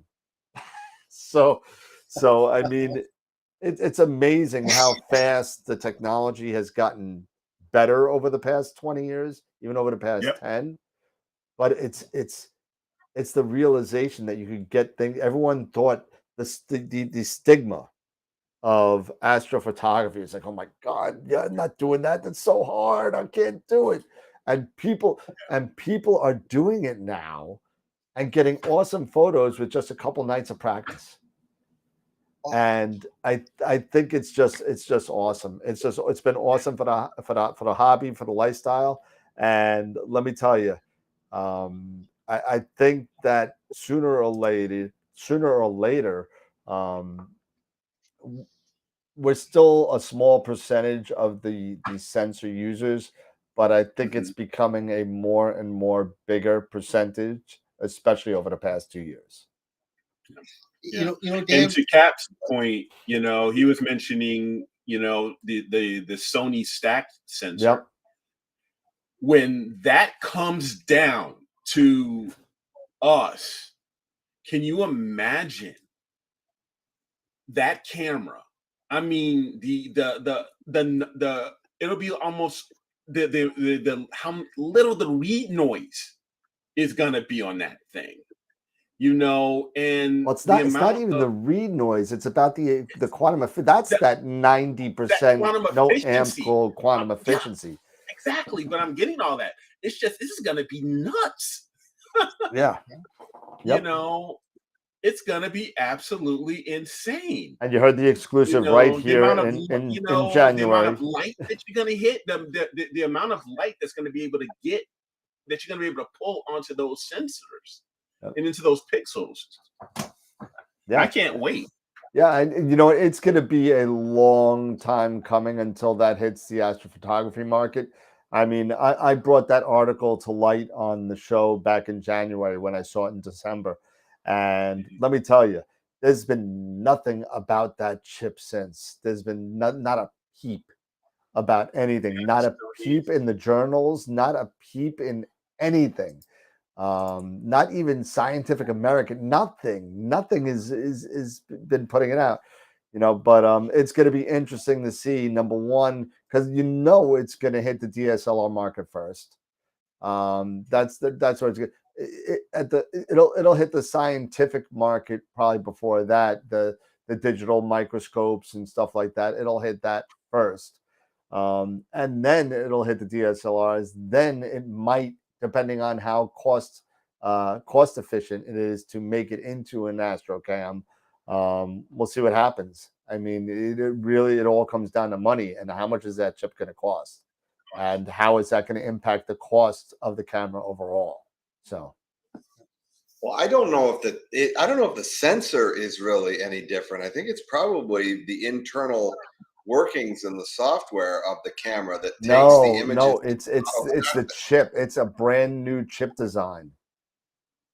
Oh, really? Yeah, they actually take 2 layers of the chip and stack it on top of each other to get a better quantum efficiency of it. It's really crazy. Read the article. I'll send you the article. It's pretty wild. Okay. Yeah. It'd be interesting. Yeah. And I'm getting You know, beeps. Speaking about AIC, the one company that kind of we wish they were there, because I was thinking for them, maybe they were waiting until 2024, because this year it was held in May. Typically, AIC is held in November, but maybe they decided to wait until May of 2024 was Lunt. I would thought Lunt would have been there, because thinking about this big upcoming 2024 total eclipse, I thought for sure that they would have had at least 2 years of good publicity to just kind of get ready for it. But I'm surprised that they just didn't. They weren't an exhibitor. I Yeah. mean, yeah, it was interesting. I'm surprised that ZWO wasn't there. I mean, that kind of was interesting. I know that QHY was there. Pegasus was there. And I tell you, with Pegasus, I took a look at their new harmonic drive mount, and I was very impressed with that mount. And the one that they had was the very first prototype. And so they were telling me that they need just to kind of upgrade the firmware and the software on it to make sure that it isn't operational. But my gut tells me we're still looking at about maybe 90 days out before they'll actually have a production run. Okay. But I think that I'm going to try. They said they would send me one to definitely do a write-up on it. So I'm going to go ahead and do them a favor and do a write-up on it. But it was very, very similar to the ZWO. I never really quite saw what the features were, but it's going to be interesting to see how that thing kind of competes with the ZWO market. Yeah, it's going to be It's interesting. going to be a good question. Payload. They are going to compete with one another for sure. Yep. They have in that Sharp Star if they make any improvements to that. So. That's the other thing that was interesting is these harmonic drive down is just everybody's kind of jumping on that bandwagon for the ultimate in portability and once again a harmonic drive mount. So Rainbow definitely is the older guard being there established. Their step now, their new generation is the E version, which is the encoder version. Everybody else doesn't have encoders yet. They're just kind of getting into the game. So it's kind of interesting to see how this all kind of plays out over the next couple of years. Well, the E has been out for a while. It's the 135E has been out for a while. It's just, it's $5,400. Yep. And I think the 300, Pete, it comes stock with the encoders. So, or it comes stock with encoders, and that's what I said. They're kind of like they're like the godfathers, right, of the harmonic drives, right? I mean, they were really the first, followed by Hoban, but now everybody's kind of getting into it, and so it's kind of interesting to see, how these different versions come up. Because remember, the very first Rainbow mount was just basically just the RST 300 135. Then their second version was the RA encoders. The third version is going to be the RA and DEC encoders, whereas everybody else now is starting to slowly get into it, but they're going to be playing catch up to Rainbow. So it's going to be interesting to see how all this plays out in the next couple of years. Yeah. And if people are interested in the history of that, I mean, there are videos on the Rainbow company and some of their harmonic drives that they use for industry and for medical research, for medical advancements, their medical robots and their industry robots. I mean, you're talking about harmonic drives that are like this. They're just monsters. They make the RST 300 look like you have to pull the 300 up next to these things so it can nurse. I mean, they're just freaking huge. And I mean, you're talking about, hundreds of thousands of dollars for these things. I mean, they're just crazy. But as you said, Scott, it's interesting to see how it's kind of come down, it's trickled down to our hobby.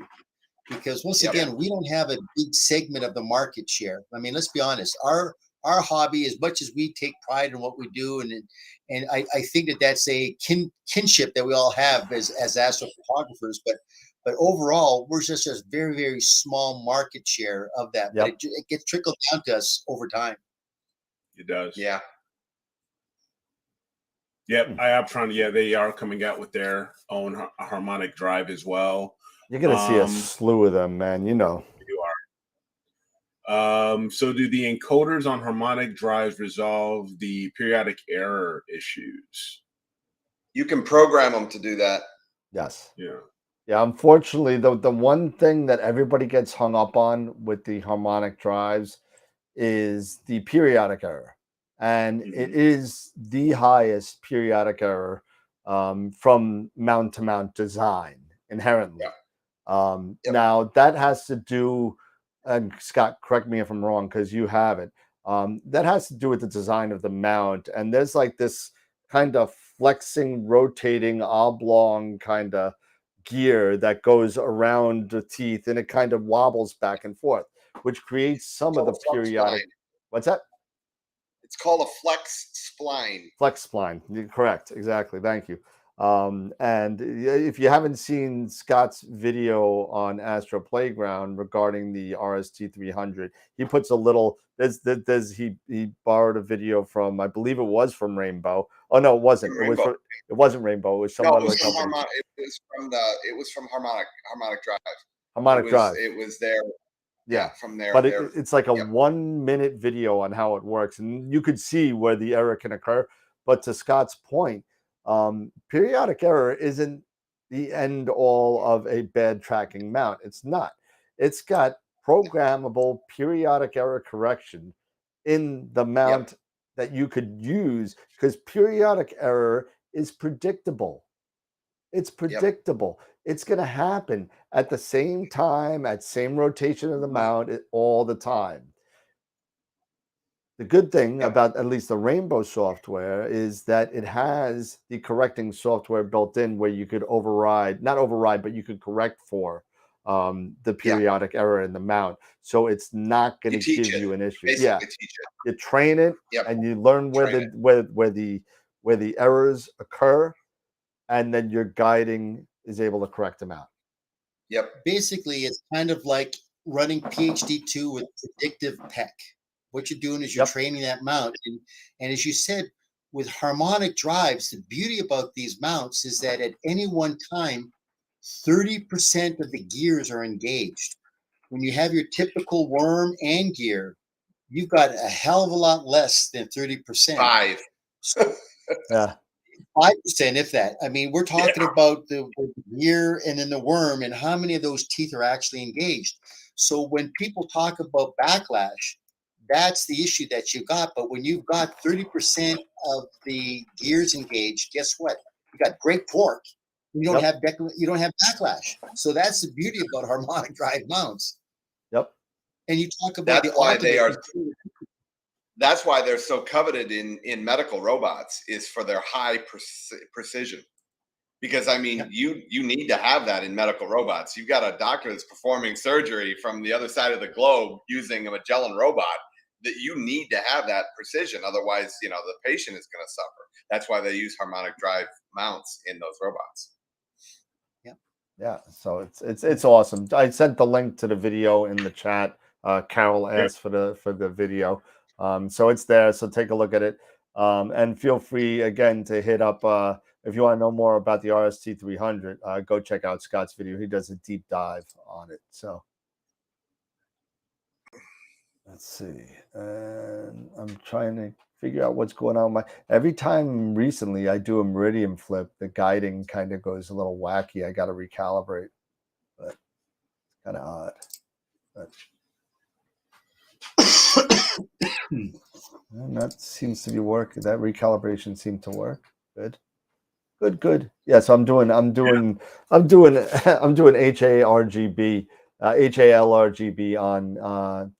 on M51 while it's high up in the sky. So I'll play around with it. It's interesting because I only did one other RGB program, because I do a lot of narrowband from where I'm at. So the only time I'm not doing one-shot color from Long Island. It's really, really difficult to do. But with the filters, you get a little bit inherent light pollution filtration because you're only letting R, G, or B through. So it does help a little bit. So I'm curious to see how this is going to come out now that I think that filter thing fixed my tilt in the luminance. I took it out and put it back in, and everything seems to be good. So for those of you guys who have been following me and my tilt issues and my curvature issues, it seems that my luminance filter was cross-threaded a little bit. So the curvature was only happening in the luminance. So I took the luminance filter out, I screwed it back in, and everything seems to be good. Everything's good now. Okay. Everything's good. Everything's good in the country of Denmark. You know, that's good. So I'm just so Burnham Wood comes to Dunsinane, right? Yeah, I'm just hoping at some point I'll be able to do some imaging. You know, it's just yeah, crazy. I just did a meridian flip, so I'm in the middle of doing. Let's see, doing this stuff. I'll continue with this, and there we go. Beautiful, and we're back to the races. Awesome. Sweet. Yeah. So happy Dan last week or the week before. Remember when it was out there and we could hear him kind of swear and curse and so you know what I was cursing tonight. You guys just didn't hear it. Okay. Every time I leave now, I click off the audio from my Rode wireless mic. So I have learned my lesson. It's just that the cursing is still happening. You're just not able to hear it. And I can't promise you it won't happen again, but I can say that I will try and keep it to a bare minimum. How about that? Just say Jesus HC. That's all you have to say, Dan. Yeah. Jehoshaphat's. Mm-hmm. Cheese and crackers and cheese. Well, I could do like the Breakfast Club cut version. Flip you, man. Flip you. You ever have one of those moments where you realize that you've been watching a kid's movie and they have managed to sneak a swear word into a kid's movie and it's hidden and you don't realize it until many days later? You never had that happen? Is that Madagascar? That's subliminal. Subliminal, right? Is that subliminal? This one was it was completely subliminal. Yeah, the movie Madagascar, the DreamWorks movie, when Alex and Lion they're on the beach, right? And Alex starts chasing Marty, the zebra, and Marty's like, "Oh, sugar honey iced tea." I never got that until like I don't know, maybe a month later. All of a sudden, I was driving across the Bay Bridge, and I'm like, "Sugar honey iced tea." I get it now. The light bulb goes off. It's like, bing. They snuck it in there. I'm like, "You've got to be kidding me!" It's for some reason my mic just got really loud. I am all for the Battlestar Galactica the frack word. That's how they got around it. Yeah, frack. That's me too. Yeah, as a matter of fact, I have a little thing that I put, and I put this together. I got this. So since we got Battlestar Galactica in the house, so I got this little thing. It says, "In this house, we believe in magic. We have epic adventures once upon a time, and in galaxies far, far away, we do wibbly-wobbly, timey-wimey stuff while going where no man has gone before, and we know the answer to everything is 42, and that the odds are forever in your favor. We do roll dice and role play, and we aim to misbehave. And we don't care what others think, because in this house, we do geek." And I added at the bottom. Yeah. So say we all. So say we all. That's cute. Well, the one that I want to know is, picture this, right? Every adolescent male has got testosterone, raging hormones. Who framed Roger Rabbit? And I'm looking at Jessica Rabbit. I'm going, you got to be kidding me. How did they get away with that? Somewhere. Stop. I got to pull in the reins here now. Let's. Patty cake, patty cake, patty cake. Yes. I'm gonna start muting people in a second, and it's not me this time. This time it's not me. Anyway, And it's not Scott.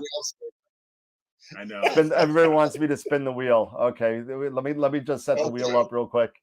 Let me just make sure that there is no more late minute entries, and I will set that up real quick. Just give me 2 seconds here. Yep. And we're doing the IP for AP yearly.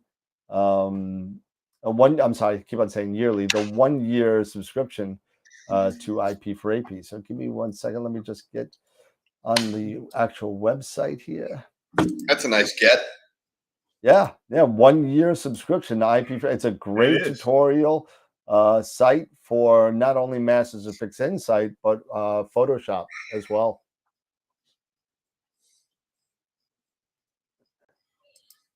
Let's see. Do you have to enter each day? You do not have to enter each day, although you do have to enter for each giveaway. Yes. I'm not bad. I'm just drawn that way.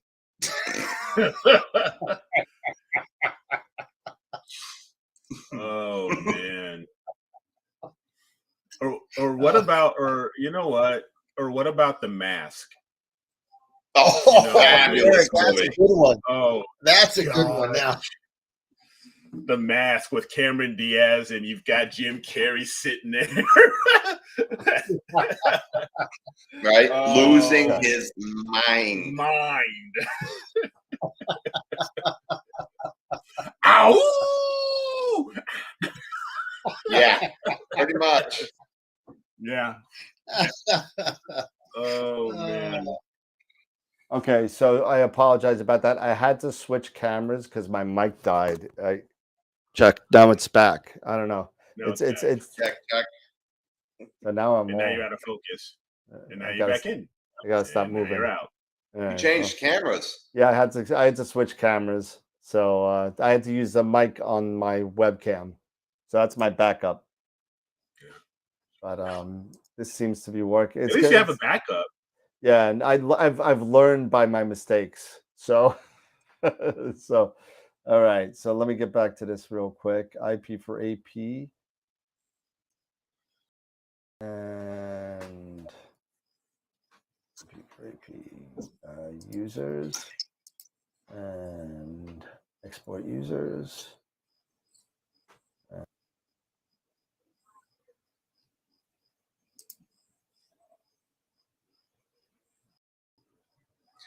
Yeah. Speaking of mics, I've been actually considering the that new DJI remote mic setup. It's supposed to be pretty nice. Okay. Have you seen those? Yeah. No, I haven't, but it's pretty freaking nice. And I think it seamlessly connects with most computers through either Bluetooth or possibly a hard link for USB-C. But yeah. Is it a headset, Scott, with the mic? It's no, it's not a headset. It's just a lavalier. It's a clip-on type. It's a lavalier. Which one was that? DJI. Yeah, I got the Rode, the Rode Wireless Go. And, hey, Carol, if you go to AstroWorldWeb.com, you right on the front go to page. our website there, and there are links right there. You can do a contact us and sign up for the newsletter as well as for the contest.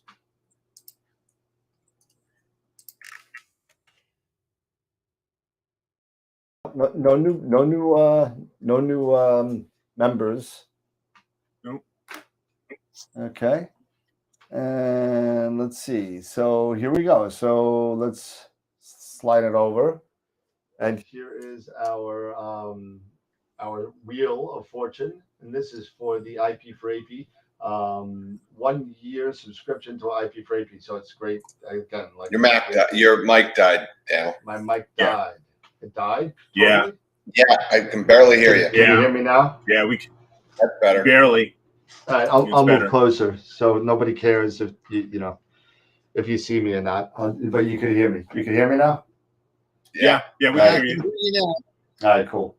So here we go. You can see the wheel, right? No, that's not changed, Yep. right? All right. Yep, So we've got it.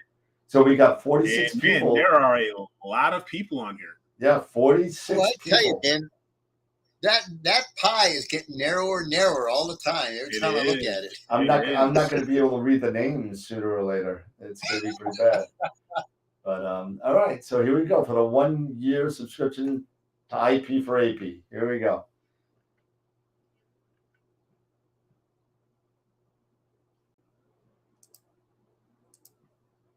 Here we go. Drum roll, please. Andrew Westra, congratulations. You, I think he won something once before too, if I remember right. But congratulations to Andrew. You'll be getting an email from me and Pete Proul from Masters of Pix Insight and IP for AP on how to redeem your 1 year subscription. So congratulations. You get that email probably tomorrow. So thank you so much. Congratulations. And thank you to Congrats, IP Andrew. for AP Congrats. and Masters of Pix Insight for giving us that donation. So thank you so much. Thank you guys. Appreciate that. That's awesome. Where to vote? Okay, so was that the question you just I think answered? I already answered Yeah, that okay, question okay. for Carol.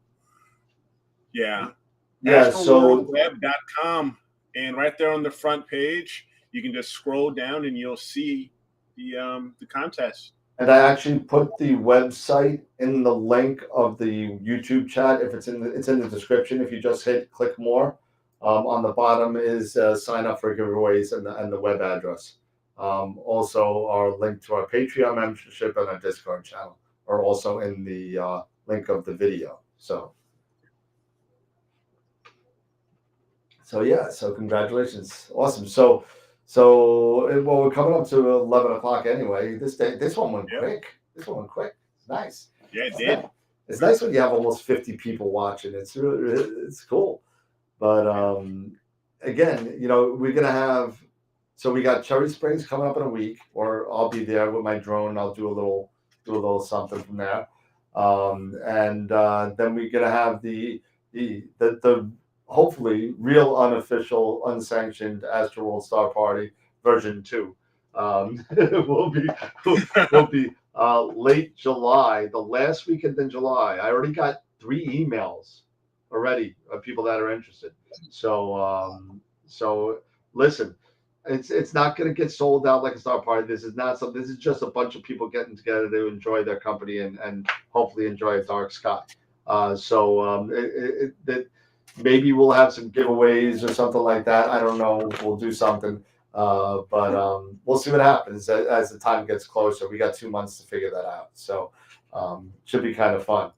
And go to the website, sign up. For those of you that are new, go to the website and sign up for all the giveaways, the newsletter that comes out every month. Go to our Patreon. Thank you to the people who donated tonight. Thank you so much to everybody that's been there. And get your shirt. You get a nice new little shirt, and whatever perks that I throw in there. So some people got what was that? Yeah, some people got 1 or 2 of these. So hopefully that'll help you. It didn't help me, but I guess we'll run it around, do a final thoughts, and close up shop for tonight and get ready for Friday. Yeah, for sure. So go across the top. Go, Eric Scott. Yeah, no, another great show. Thank you for everybody who donated, your participation, your questions, all of that. Really, really appreciate it.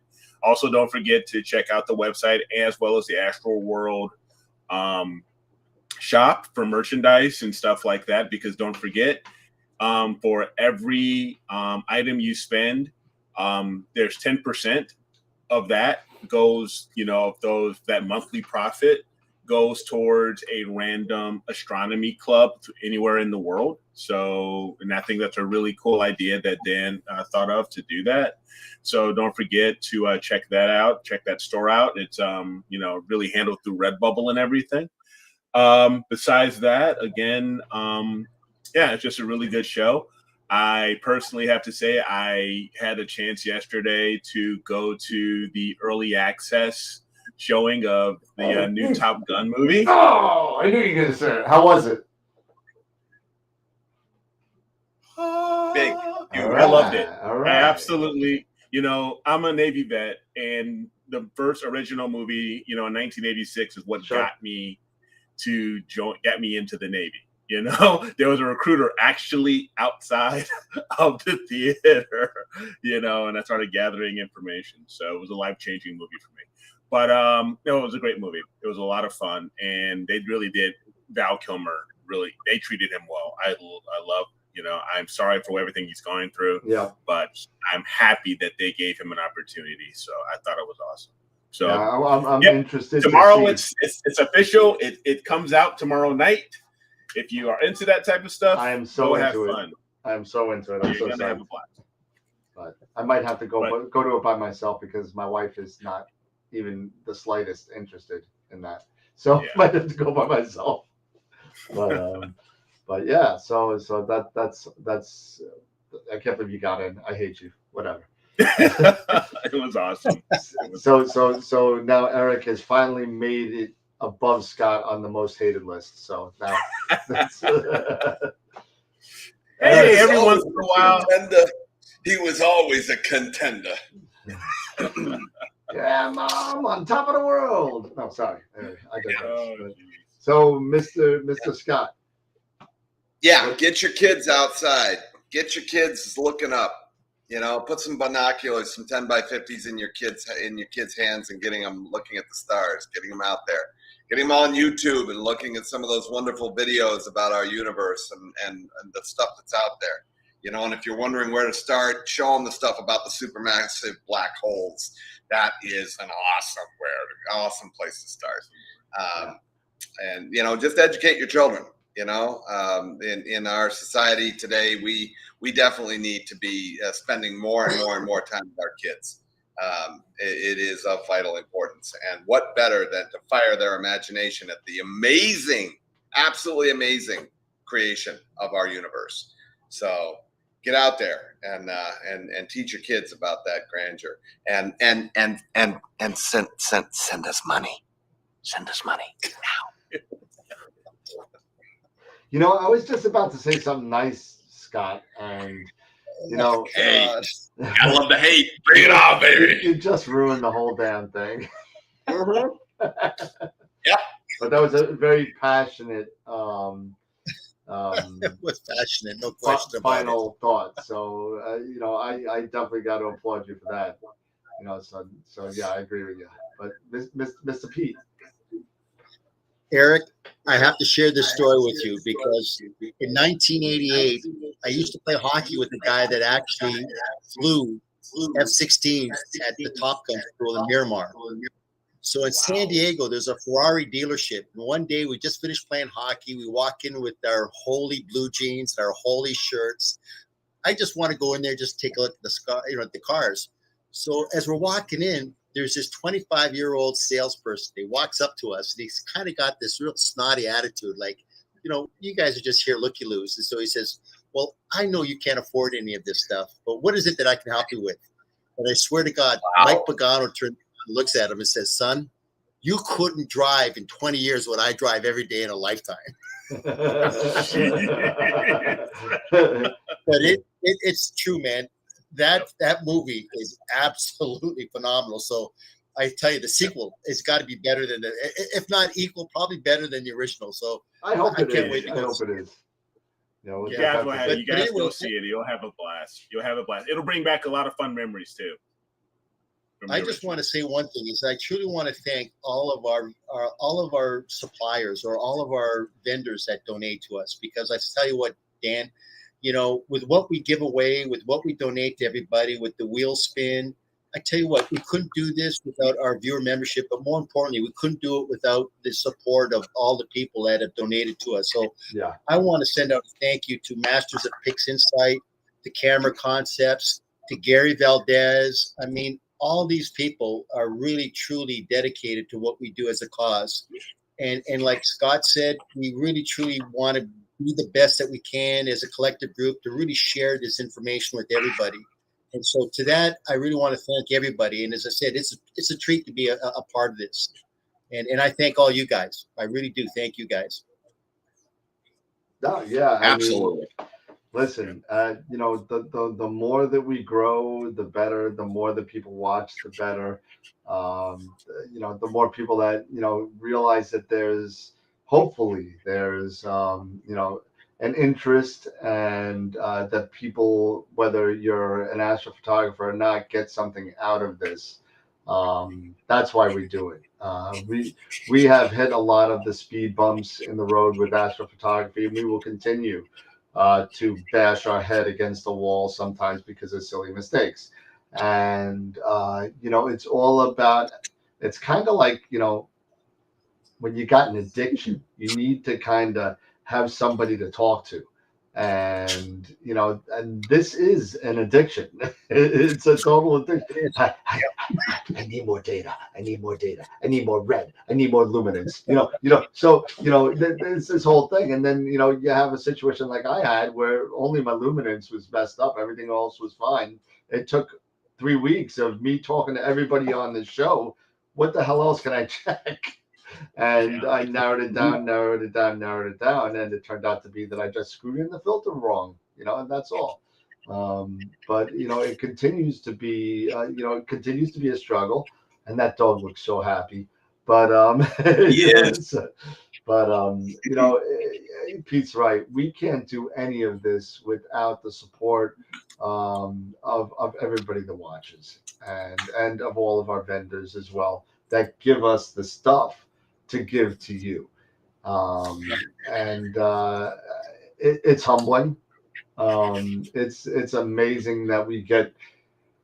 I think we're up to about $11,000 this year of free giveaways, and it's amazing. That's crazy. Yeah, it's amazing. Free giveaways. I haven't totaled. I stopped adding it up about like 9,800. I stopped adding it up, and then it just gets me more and more, and eventually we'll get some more vendors once I start getting on the phone, getting on the horn again. Maybe we could get Don, Astro Don, maybe, or Colin Haig of SBig, whatever, anything. I don't care. Maybe we can get William. We can get William Yang. Hey, you never know. Send us a red cat or something. Yeah, but something. whatever. We'll work on that in the second half of this year. So I'll work on getting some more vendors to become sponsors. But again, we're at 11:01. So it's real quick before we sign we're off. done. Forget it. No. But this seriously. No. Seriously. Before we sign off, I just want to say a special shout out and God bless these parents, because Scott, you would mention it. Hug your kids. Teach your kids. The things that have happened down in Velvet, Texas and in Buffalo. It's love your kids, hug your kids, take them out, show them the wonders of our universe and of our world and solar system, all that stuff. It's spend time with your kids and just love them. So my heart, and prayers go out to these families in Texas, and we got to stop this, guys. It's all this violence is ridiculous. It's got to stop. So what did I miss? What is Texas? Did I miss something here? Oh, wow. School shooting in Texas. Basically, there was a massive shooting. Yeah. As there were 19 fourth graders. 19 fourth graders and 2 teachers that were murdered. And 2 teachers. So basically, what the story is, a gentleman got all dressed up, 18-year-old gun. He's 18 years old, shot his grandmother, left the house, locked himself into a classroom, and totally killed everybody in it. Oh my God. And it turns out that they ended up getting the guy and they they shooting killed him him. on site and killed him. But he was flak jacketed and totally dressed like a warrior. And So I don't want to bring it. Yeah, I'm sorry. I didn't want to bring it down as a drag, but I just no, wanted it to, was a good point, cut and on my I prayers and was everything. Even though unsure we, if I was going to this bring is it a up, but lighthearted show, and it we is. talk a lot about, AP, and that's what our main focus is. I just didn't want, us to go out without, something to say, at least for me personally. No, This has got to stop. absolutely, and we should keep the society and the people that because astrophotography is a definitely. worldwide. We have people from all over the world watching the show, from people Yep. from Tasmania now to the UAE to the UK. I still want to get somebody from Asia. We don't have anybody from Asia, I don't think. But South America. We have people in South America watching now, so it's really, really interesting on what it is. And you know what, United States has a problem with this, and Eric's right. It just needs to stop, and it's not about taking away people's guns. Nope. It's not about that. It's just more about, like I said, hugging your kids. Yeah. These were 18-year-olds. These were young people. Yep. Love your kids. Let them know that they're valued, that they're loved, because we also have a huge mental health issue when it comes to our children these days. So it's all about that stuff. So no, it's not necessarily about guns and stuff like that. It's about the well-being of our children, because this is what our children are doing. So Yep. And as a parent, I can tell you, I'm a parent of two, and that one of the most important things you can do is teach your children, about the sanctity of human life, about the reality that we are all precious and rare, and that there is nobody that has your fingerprints. Nobody has your eye color. Nobody has your hair color. Nobody walks like you. Nobody talks like you. You are unique. You are precious. You are wonderful, and we need to instill that idea into our children so that they understand that they are part of a grand scheme. They are part of a grand puzzle. They get to play a part, in that grand play, and that's what it comes down to, is that we need to teach our kids this, because they're being taught, quite frankly, they're being taught to hate. They're being taught to think that they come from nothing, that their life matters nothing, and we need to reverse that, because that's the source of it. That's the source of it. I guarantee you that's the source of it. We have just entered astropsychology. No, it's okay. It's a hot button issue. Scott feels very I know. we all feel it very is. strongly about this, and it's a serious issue. I'm not trying to make light of it at all. But it's upsetting. And even when COVID was starting 2 years ago, we would talk about some public issues with that. Me being from New York, it hit us first, and me and Eric were talking about it, like, bless your families, stay safe, do whatever. We ended the show every night like that. So it's important to keep a thumb, the pulse of the community and the pulse of the nation and the pulse of the world. That being, it's very important to do that. So again, to Eric's and Scott's and Pete's and everybody here at AstroWorld, we definitely send our condolences to the families that are going through this, and just and thank you for Eric for bringing it up first, because it was definitely something needed to be said. And thank you, Scott, for your passionate response to that. And you're right. Our kids do need to understand that they're valued. And I think in this digital age where everybody gets their value from TikTok, it doesn't really translate. And it's just important. Put these down for a while and love your baby. Get rid of them for dinner or whatever. You have dinner with the family. You put the phones in a drawer. Something. Find family game night again. Try family game night. Get Return to Dark Tower and actually take it out of the box. Go outside. Go outside, Outside and Have a lay picnic. down on a blanket, Have a and picnic. look up at the heavens. All right, fellas, it's 10 after 11. Pete, all right, would you like to guys. say anything Yeah, finally? that's for sure.